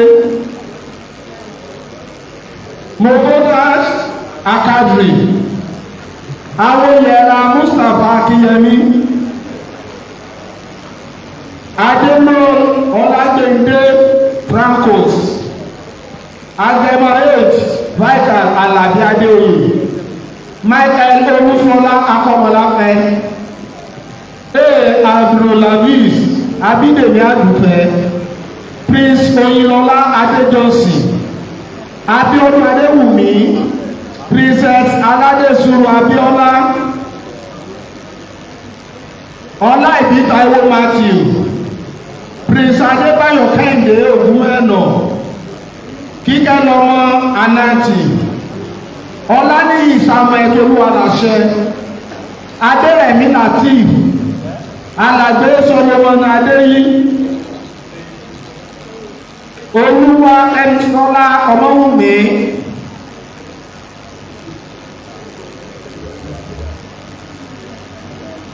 Ọláyọrídù Ọlárẹ̀wájú Samuel Professor Wátìmọ́lá Adétajọ Princess Yétúndé O Adé Oníkòyí Olúkúnkẹ́ Ọ̀yálọ́wọ̀ Israel Olúṣọlá Bímbọ́lá Sàkáríyà Ọlárẹ̀wájú Bàbúwá Aládé Ọlámídé Olúgbadé Johnson Olúwakẹ́misọ́lá Mẹ́rin Michael Adédayọ̀ Adémọ́lá Olúkòkòọlá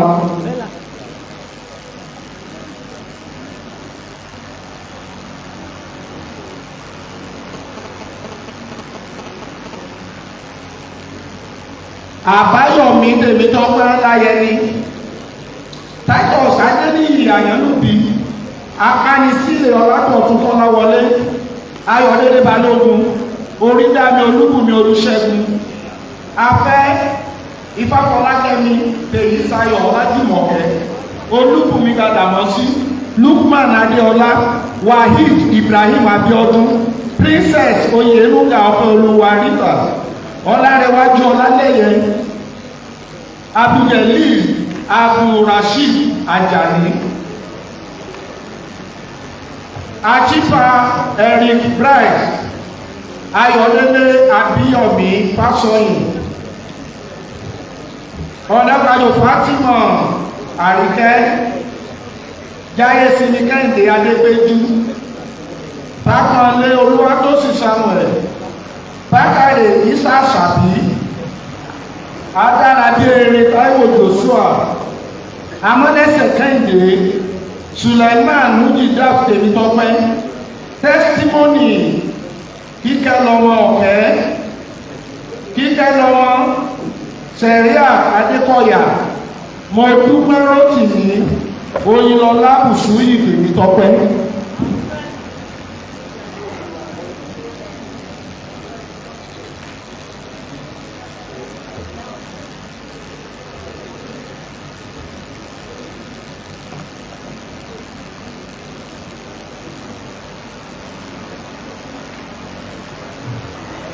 Olórí Olúwakẹ́mi Adédìpẹ́, Adésọjí Ayọ̀délé, Wàsíù Àìná, Akínmúsiré Ọláyíwọlá Road, Dr. Ashifa Ògúnbíyí Albert, Ashifa Bẹ́jí Justin, Olúwatóyìn Abíọ́dún Ayọ̀bámi, Ọlánìkẹ́ Mary Adésànyà, Adélé Olúwakẹ́mi O, Wàsíù Àìná, Ọláoyè Ọpẹ́yẹmí Deborah, David Emmanuel Olúwatóbi, Àjàyí Adéníkẹ́ Precious, Àjàyí Adéníkẹ́ Precious, Akínsúyè Ayọ̀mídé Abdulrasheed, Àrólé Adésànyà Adébọ́lá Ìfákúnmiṣe, Ahmed Adélakùn, Israel Akíntọ́lá, Sinansidin Ọládiméjì, Salaudeen Musbaudeen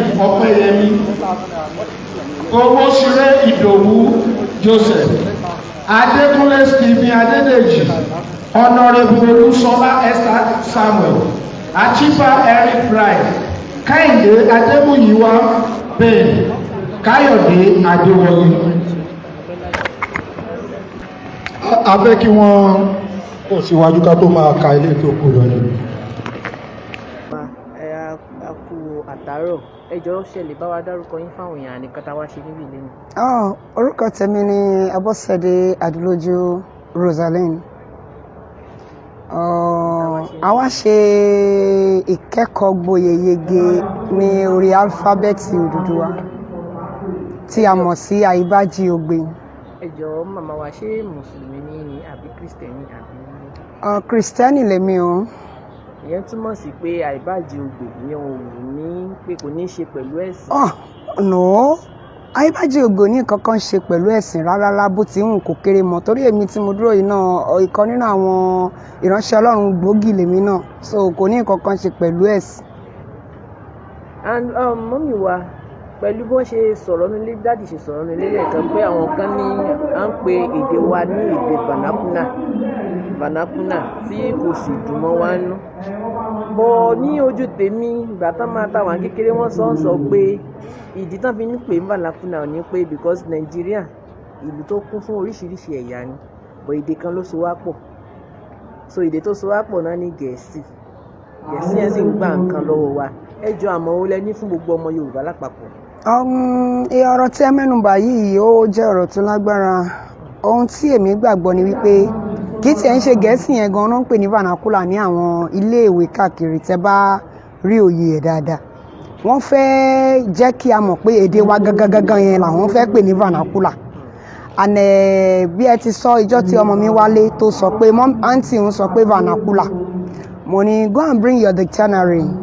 A dẹ̀ lọ sí read it out. Ó ní àwọn èdè oríṣiríṣi tó ń pín àti òní ìtumọ̀ ní good. Now you want to tell me your language doesn't have a meaning? Yoruba is a language that is a equal task to any language on earth. So gbọ́dọ̀ jẹ́ kí teacher ẹ sọ fún ẹ pé vernacular ni. Tó bá dẹ̀ rí bẹ́ẹ̀ tó bá dé school, sọ fún àǹtí ẹ kó gbé dictionary rẹ̀ jáde kẹwù sí. Yorùbá nǹkan tí mi kàn fẹ́ sọ nípa wá fún ara wa gan látara wa dànù. Tá a jẹ́ ká mọ̀ pa gangan ní vernacular. Torí ọmọ yẹn Odùduwà míì gan tẹ́ bá ní kí wọ́n sọ wá jẹun wọ́n sọ fún yín pé òun mọ nǹkan tó ń jẹ́ bẹ́ẹ̀. Ọmọ Odùduwà àti ìyá àti bàbá ẹ̀ gan jẹ́ bóyá láti ìpínlẹ̀ Ondo fún àpẹẹrẹ tàbí láti Ilé-Ifẹ̀ gan à ń bì báyìí. Ẹni kọ́mọ yẹn sọ wípé wá jókòó tì mí á lóun ò gbọ́ rí òun mọ nǹkan tó ń jẹ́ bẹ́ẹ̀. Ṣàwọn gọ́gọ́ ní ká bára wa sọ̀rọ̀ èdè tí wàá ń ṣe vernacular o Yorùbá ẹ rí gbogbo àwọn ọba tó wá láti Àjàṣẹ́ Canada all this gbogbo wọn ló ń sọ Yorùbá yẹn friendly. So a jẹ́ wípé àwa gangan fún ara wa ní ká ronú ara wa gẹ́gẹ́ bí ọmọ Yorùbá àtàtà ká má bá wọn pè èdè wa ní vernacular mọ́.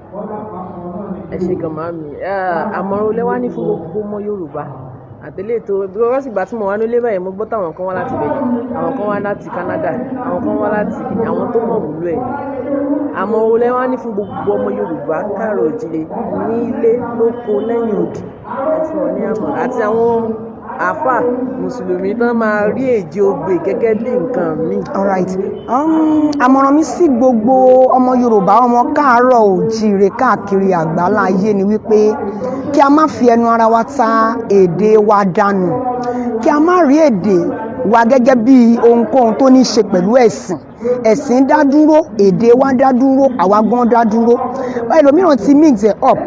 Ok, fún àpẹẹrẹ olùkọ́ tó gba ẹ̀kọ́ yẹn tó kọ́ mi dáadáa tí n bá lábẹ́ aṣọ ni máa ti kọ́ pé ọ̀gbẹ́ni nǹkan tí olùkọ́ àgbà kọ́ mi kò yé mi ò ìwọ náà tún mi kọ́. Nígbà tí a máa find out akọ̀ nípa àwọn òbí ẹ̀ ní láti yarí mọ́ lọ́wọ́ pé kò tó bẹ́ẹ̀ lọ síbi tó ti ń ṣe àṣà òòṣà.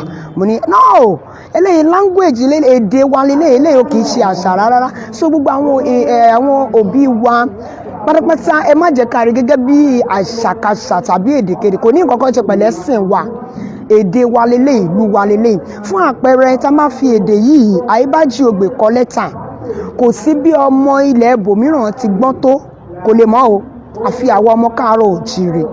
So èyí fún wa ní àpẹẹrẹ wípé àwa gan wà lórí ọwọ́ ara wa àwa gan dá pé a ní àṣà ní èdè wa gbilẹ̀. So ìmọ̀ràn mi sí gbogbo ènìyàn ní gbogbo àgbáláyé tá bá ti jẹ́ ọmọ Odùduwà ẹ jẹ́ ká gbárùkù ti AEBAJIOGBE ká ṣe ká mọ̀ wípé àwa la ní nǹkan wa ò sì gbọ́dọ̀ bàjẹ́ Ọlọ́run ò dẹ̀ ní jẹ́ kó bàjẹ́ a dẹ̀ ní fọwọ́ ara wa bàjẹ́.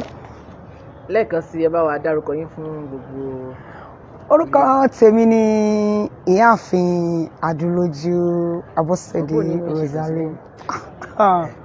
Inú mi dùn gan ìdí tí inú mi dùn ni pé nígbà tí wọ́n kọ́kọ́ sọ̀rọ̀ AEBAJIOGBE fún mi tó inú mi dùn láti gbà náà bọ̀ nígbà tó dé àárín kan mo ní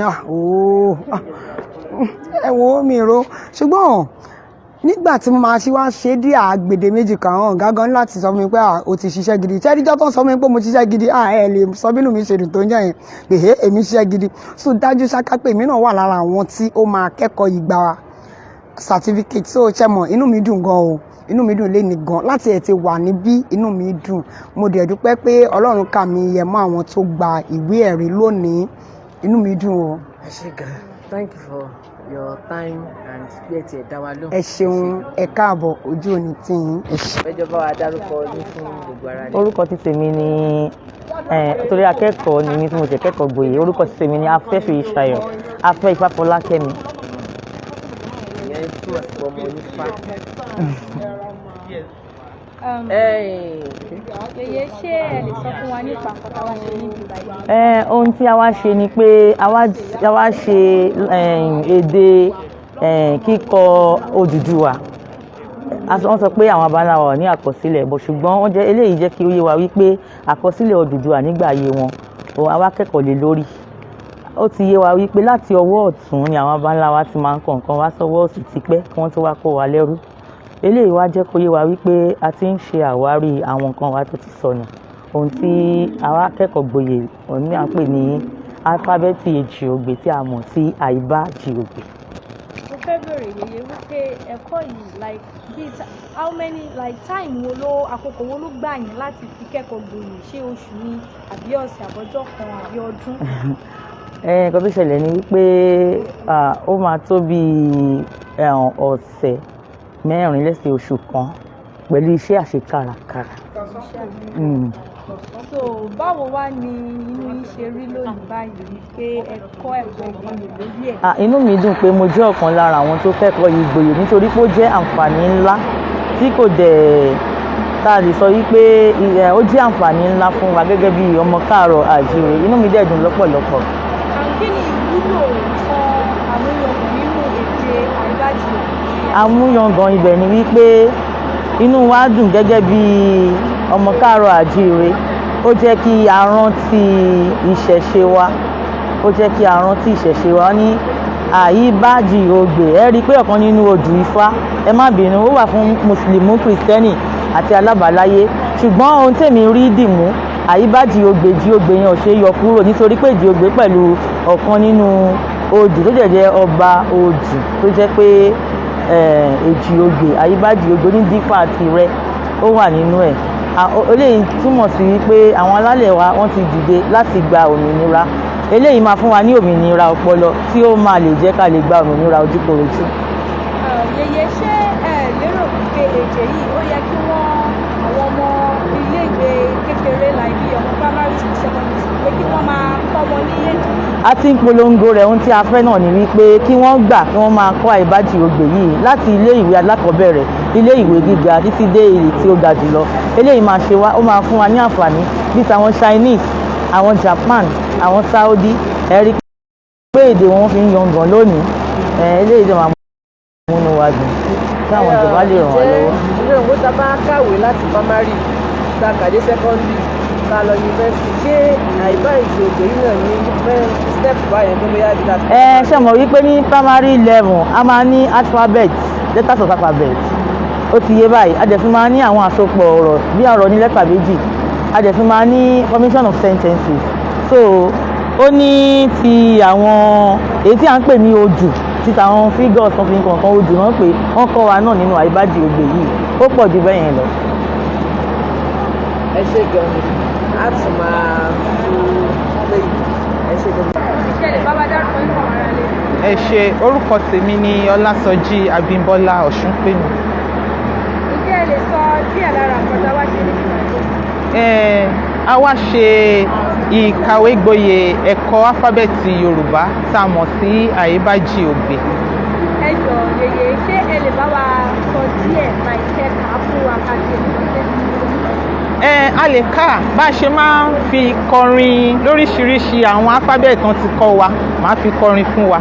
AEBAJIOGBE dífà tí ẹ ọlọ mí ní wúre ṣíṣẹ́ kìgì yẹpẹ́. Ó dùn gbọ́lé sí i. Nǹkan tí mo tún fẹ́ bẹ̀rẹ̀ ni wípé kí ni ọ̀rọ̀ ìyànjú tí ẹ fẹ́ fún àwọn aráalé nípa ohun àṣà ìṣe èdè wa pé kó má lè parun ká gbé lárugẹ? Bẹ́ẹ̀ ni o, ọ̀rọ̀ ìyànjú wà o. Mo fẹ́ bẹ̀ gbogbo wa pátápátá, pàápàá jùlọ gbogbo àwọn ọmọ káàárọ̀ òjìrè. Ṣé rí Yorùbá dùn o? Àwọn ọmọ Oòduà a ní àṣà, a ní ẹ̀sìn, a ní gbogbo àwọn nǹkan tó ti pamọ́. Ká má jẹ́ kí gbogbo ẹ̀ sọnù. A mọ̀ pé AEBAJIOGBE wà níbì kan, a mọ̀ pé a ní àlùmọ́ọ́nì kan tó sinmi síbì kan tó gbé jáde. Yorùbá ní àlùmọ́ọ́nì o, ó dùn kà, ó dùn kọ. Mo fẹ́ bẹ̀ wá, ẹ má jẹ́ ká sọ èdè wa nù. Èdè wa dùn, èdè wa lárinrin. Nípasẹ̀ tá bá ti mọ èdè, táwọn ọmọ wa mọ èdè, a máa ní nǹkan tó sopọ̀ mọ́. Ẹni tó bá ti mọ èdè, á mọ àṣà, á mọ ẹ̀sìn, á mọ ìṣe, á mọ ọ̀pọ̀lọpọ̀ nǹkan. Kó má jẹ́ kí èdè wa kó sọnù. Ìjọba ní kẹ́ ẹ fojú ọ̀pọ̀ wọn wà láàrin alifábẹ́ẹ̀tì Yorùbá. Ẹ ṣe ìyàtọ̀ tó wà láàrin alifábẹ́ẹ̀tì Yorùbá sí àwọn alifábẹ́ẹ̀tì tó kù. Láti ọwọ́ ọ̀tún òun ni a ti máa ń kọ wá, láti ọwọ́ ọ̀tún. Ṣé rí àwọn alifábẹ́ẹ̀tì kọ̀ọ̀kan òun ni ó ní ọ̀rọ̀ kọ̀ọ̀kan tá a bá lè fi etí gbọ́, ó ń sọ ọ̀rọ̀, kò kàn di alifábẹ́ẹ̀tì ṣàkálá, gbogbo ẹ̀ ló ń sọ ọ̀rọ̀ tó nítumọ̀. Ẹ ṣe. Àtọ́lùkọ̀ yìí nílé ìfà o, adákùnkùn náà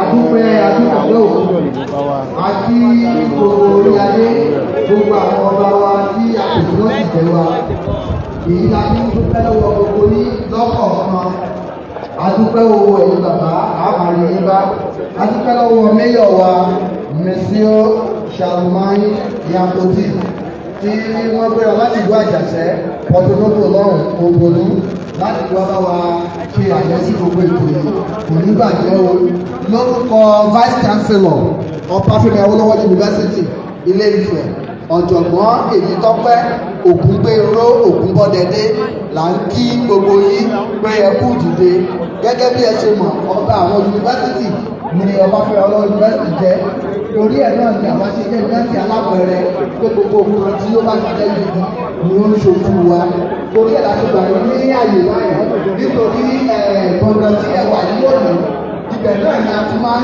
kàwé oyè gbogbo tí a fún àwọn ènìyàn yunifásitì wa yìí ẹni tó kóye diploma ẹni tó kóye BSc ẹni tí ó gba MSc ẹni tí ó gba PhD ìdí tí wọ́n ti gbàlẹ̀ ní ọ̀rọ̀ ìgbà yìí oyè náà dúdú ẹlẹ́sẹ̀ ìgbà yìí lọ oyè àmọ́rí owó wá lọ oyè ní àmọ́rí owó ẹ̀fí lọ́mọ lọ́wọ́ ẹ̀ṣẹ̀ òkúrúpẹ́ ní orúkọ gbogbo wa ní Institute of Cultural Studies ilé inú mọ́lẹ̀ òní à ń kí yín ní ẹ̀mí à ń gbàdúrà pé kí àwọn èèyàn kí wọ́n tún pọ̀ sí jù báyìí lọ gbogbo wa tá a wá lọ́kùnrin tá a wá lóbìnrin gbogbo wa ni ká tún lọ kọ́ àwọn ẹlòmíràn tí ẹnì kọ̀ọ̀kan wa tí a bá kọ́ èèyàn márùn-ún tẹ̀mọ̀ pé níwòye ẹ̀mí ibi tá a wà yóò ní gbà wá bẹ́ẹ̀ ni kí ẹ̀jẹ̀ ká ṣe é á jí wá ṣe o a dúpẹ́ lọ́wọ́ gbogbo àwọn tí wọ́n dúró tì wá látòrí ọdún wa ọba Adéyẹyè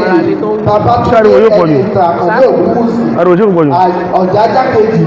bóyá abẹ́lẹ̀ gbàgán yìí ṣẹlẹ̀ gbàgán yìí ni oya go ahead oya go ahead no let's move forward let's go forward. ọba kire adúpẹ́ lọ́wọ́ gbogbo wọn adúpẹ́ lọ́wọ́ gómìnà wọn lọ́dọ̀ ọmọ ọba Oyètọ́lá Adégbóyèga adúpẹ́ ajẹwọn ṣe o kọmíṣánná wa ọba wálé gbogbo àwọn tó bá kọmíṣánná ti gbogbo àwọn lọ́balọ́ba wọn wá. orúkọ mi ni Tolulase olóyè Tolulase Oguntosin Taye èmi Ọlọ́run bá lò fi gbé Alphabet Oduduwa jáde nílùú Àjàṣe-ILE Porto-Novo ṣùgbọ́n Iléṣà láti ṣẹ̀wá lọ sí ìlú Porto-Novo ní odò àgbẹ̀dẹ ní Rẹ́jà. dádì wa ilẹ̀ gbàlérò àbí kí ni ó mú yín tí ẹ fi rò pé kíní yìí ẹjẹ ìkẹyìn gbogbo ẹ̀bùn tọ́nà bá fún mi kí n. ẹni tó ṣẹlẹ̀ ni pé ó ti pẹ́ tèmi ti wà ń di ọ̀rọ̀ mo bẹ̀rẹ̀ láti orí ìṣọ̀kan àwọn ọba Yorùbá ní Republic of Benin ní ètí mo sọ sí 2010 tàbí ní Council of Yorùbá ọba dẹ̀ mo wá extend sí ìṣọ̀kan Ọmọ Oduduwa méje ní ètí mo sọ sí ní àfihàn Ògúnyìnlá tí ọ̀pọ̀lọpọ̀ àwọn èèyàn wá àti gómìnà ìpínlẹ̀ Ọ̀ṣun fún ìránṣẹ́ so lẹ́yìn yẹn àwọn ìṣẹ̀lẹ̀ kan wá ṣẹlẹ̀ mo wá dá dúró but AEBAJIOGBE ó ti wá ní 2011 but ó wá ó ní mo ti wá it's a very long story ṣùgbọ́n tó wá mi ò ká fún anything 2016 ní kábíyèsí Oníkòyí ti Àjàṣe ìlú Àjàṣe ní Porto-Novo àwọn wá sọ pé kí níyẹn o ipa alphabet ni bí kí n promote ẹ̀ mi ibẹ̀ sí promote ẹ̀ nìkan ló wá ara mi up till now but èèyàn kan tó ràn mí lọ́wọ́ tó tì mí lẹ́yìn Arẹ́gbẹ́ṣọlá ìgbà tó wà nù gọ́vnọ̀ ìgbà tó dẹ̀ di pé ètò náà débẹ̀ òun náà dẹ̀ tì mí lẹ́yìn lẹ́yìn yẹn kábíyèsí Ọ̀ọ̀ni ìṣà náà tì mí lẹ́yìn Aláàfin Ọ̀yọ́ náà tì mí lẹ́yìn àtàwọn ọba mi bẹ́ẹ̀ lọ then mi ní ṣàyẹ̀májáde ọba kan nílùú Èkó ọba Ajíran Etí-Ọ̀sà ọba Ojomu àwọn náà máa sábà tì mí lẹ́yìn so àwọn tó yẹ kí n mọ̀ wípé mo láti lọ síwájú nìyẹn mo dẹ̀ ń lọ ó dẹ̀ di odi tó dalé nìyẹn. dádì wa ẹjọ́ tí ẹ lè sọ yàtọ̀ fún wa nínú AEBAJIOGBE àti Alphabet Yorùbá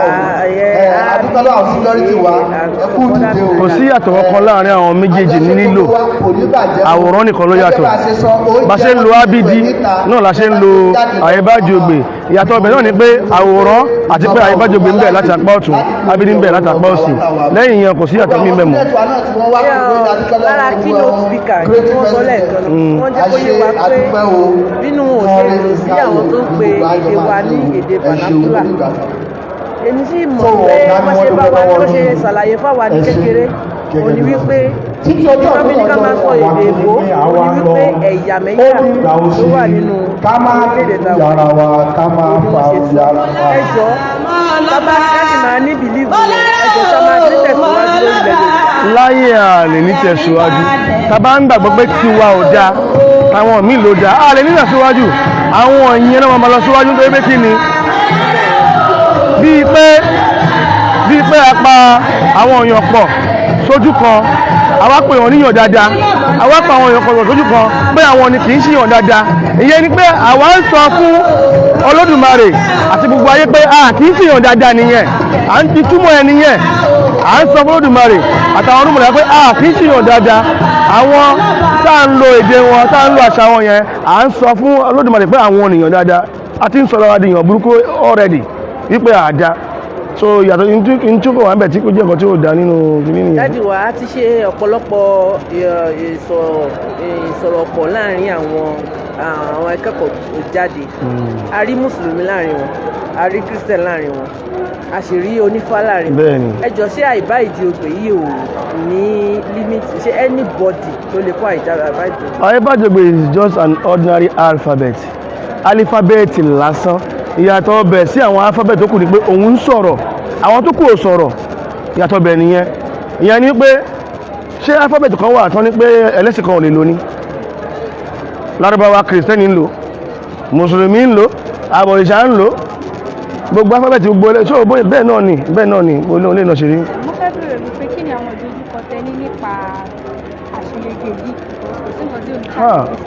àdójúkọ pọ̀ nípa tó pọ̀ ní pé àwọn èèyàn kì í dá mi lóhùn pé nǹkan tí mo gbé dání da wọn kì í tì mí lẹ́yìn àìsíwájú àwọn Yorùbá àwọn olówó wa wọn kì í tì mí lẹ́yìn mo lè dárúkọ èèyàn méjì mẹ́ta péré tó tì mí lẹ́yìn sófà lẹ́yìn Arẹ́gbẹ́ṣọlá lẹ́yìn ọba Ajíran àti gómìnà ìpínlẹ̀ Ọ̀ṣun Oyètọ́lá ta ló tún tì mí lẹ́yìn nobody even ta succeed ilé ni kákọ̀ máa sọ̀rọ̀ jù ní àwọn míì wà tábà lọ bá wọn máa ní pé kí là ń ṣe àwọn ọba mi lẹ́kọ̀ọ́ gbogbo àwọn àṣìṣàlẹ̀ gbogbo àwọn ọba Èkó yẹn tábà lọ bá wọn ń dá wa lóhùn ìwọ̀n a máa wà ń bẹ̀ ọba mi fẹ́ dárúkọ ni màá lo ọ̀sẹ̀ kan pé mo fẹ́ kọ̀ fẹ́ rí anípẹ̀rẹ̀ oníbàárà ni mi wà mo fẹ́ lọ rí nítorí pé kí ni lineage mi ni mo fi pé tó bá mọ̀ pé Àwórì ni mi abẹ́ tì mí lẹ́yìn wọn ní dámi lóhùn ọba Ajíran nìkan lọ́ba tó máa ń dámi lóhùn nípínlẹ̀ Èkó so apart from that ní ẹgbẹ́ mo ń bá ọba àwọn kan jẹ́ apart from that challenge tó wà mí ni pé àwọn ọba wa àti àwọn èèyàn wa wọn bìlí pé kí ní nǹkan tó dáa ni but mo dúpẹ́ lè ní wípé àwọn èèyàn ẹ̀ṣẹ́ àti pé bíbí àṣírí àwọn míì ní bóyá kó kú bóyá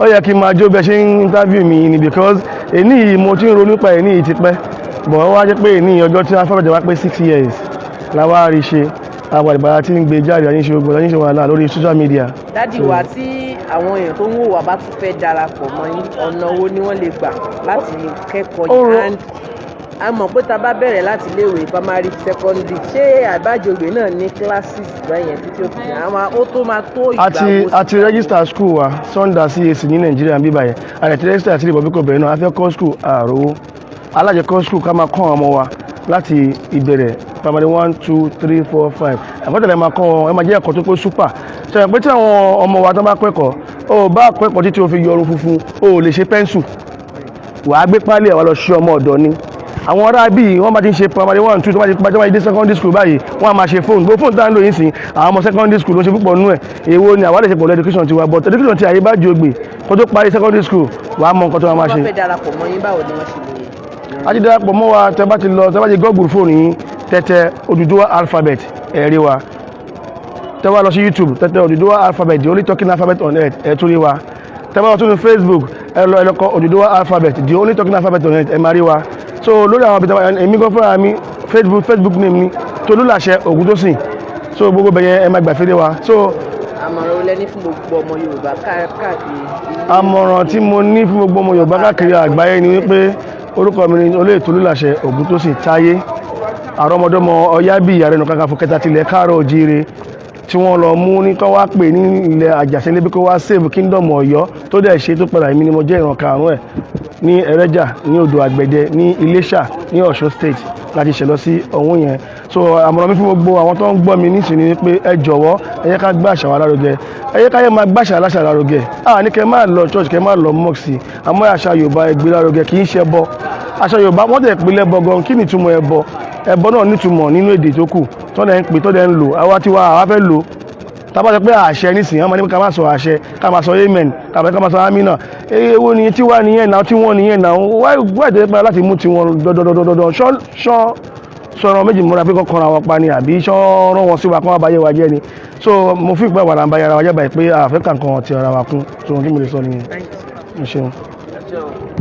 tẹ a ní rí jù báyìí lọ fún lórí ètò àìbájíogbè tí a wá ṣe so ẹ̀yin ẹ ti gbọ́ nǹkan tí olùdásílẹ̀ àìbájíogbè sọ ẹ̀yin tí ẹ bá fẹ́ darapọ̀ mọ́ wọn ẹ search bí wọ́n ṣe sọ kí gbogbo wa ká mọ̀ ṣe gbọ́.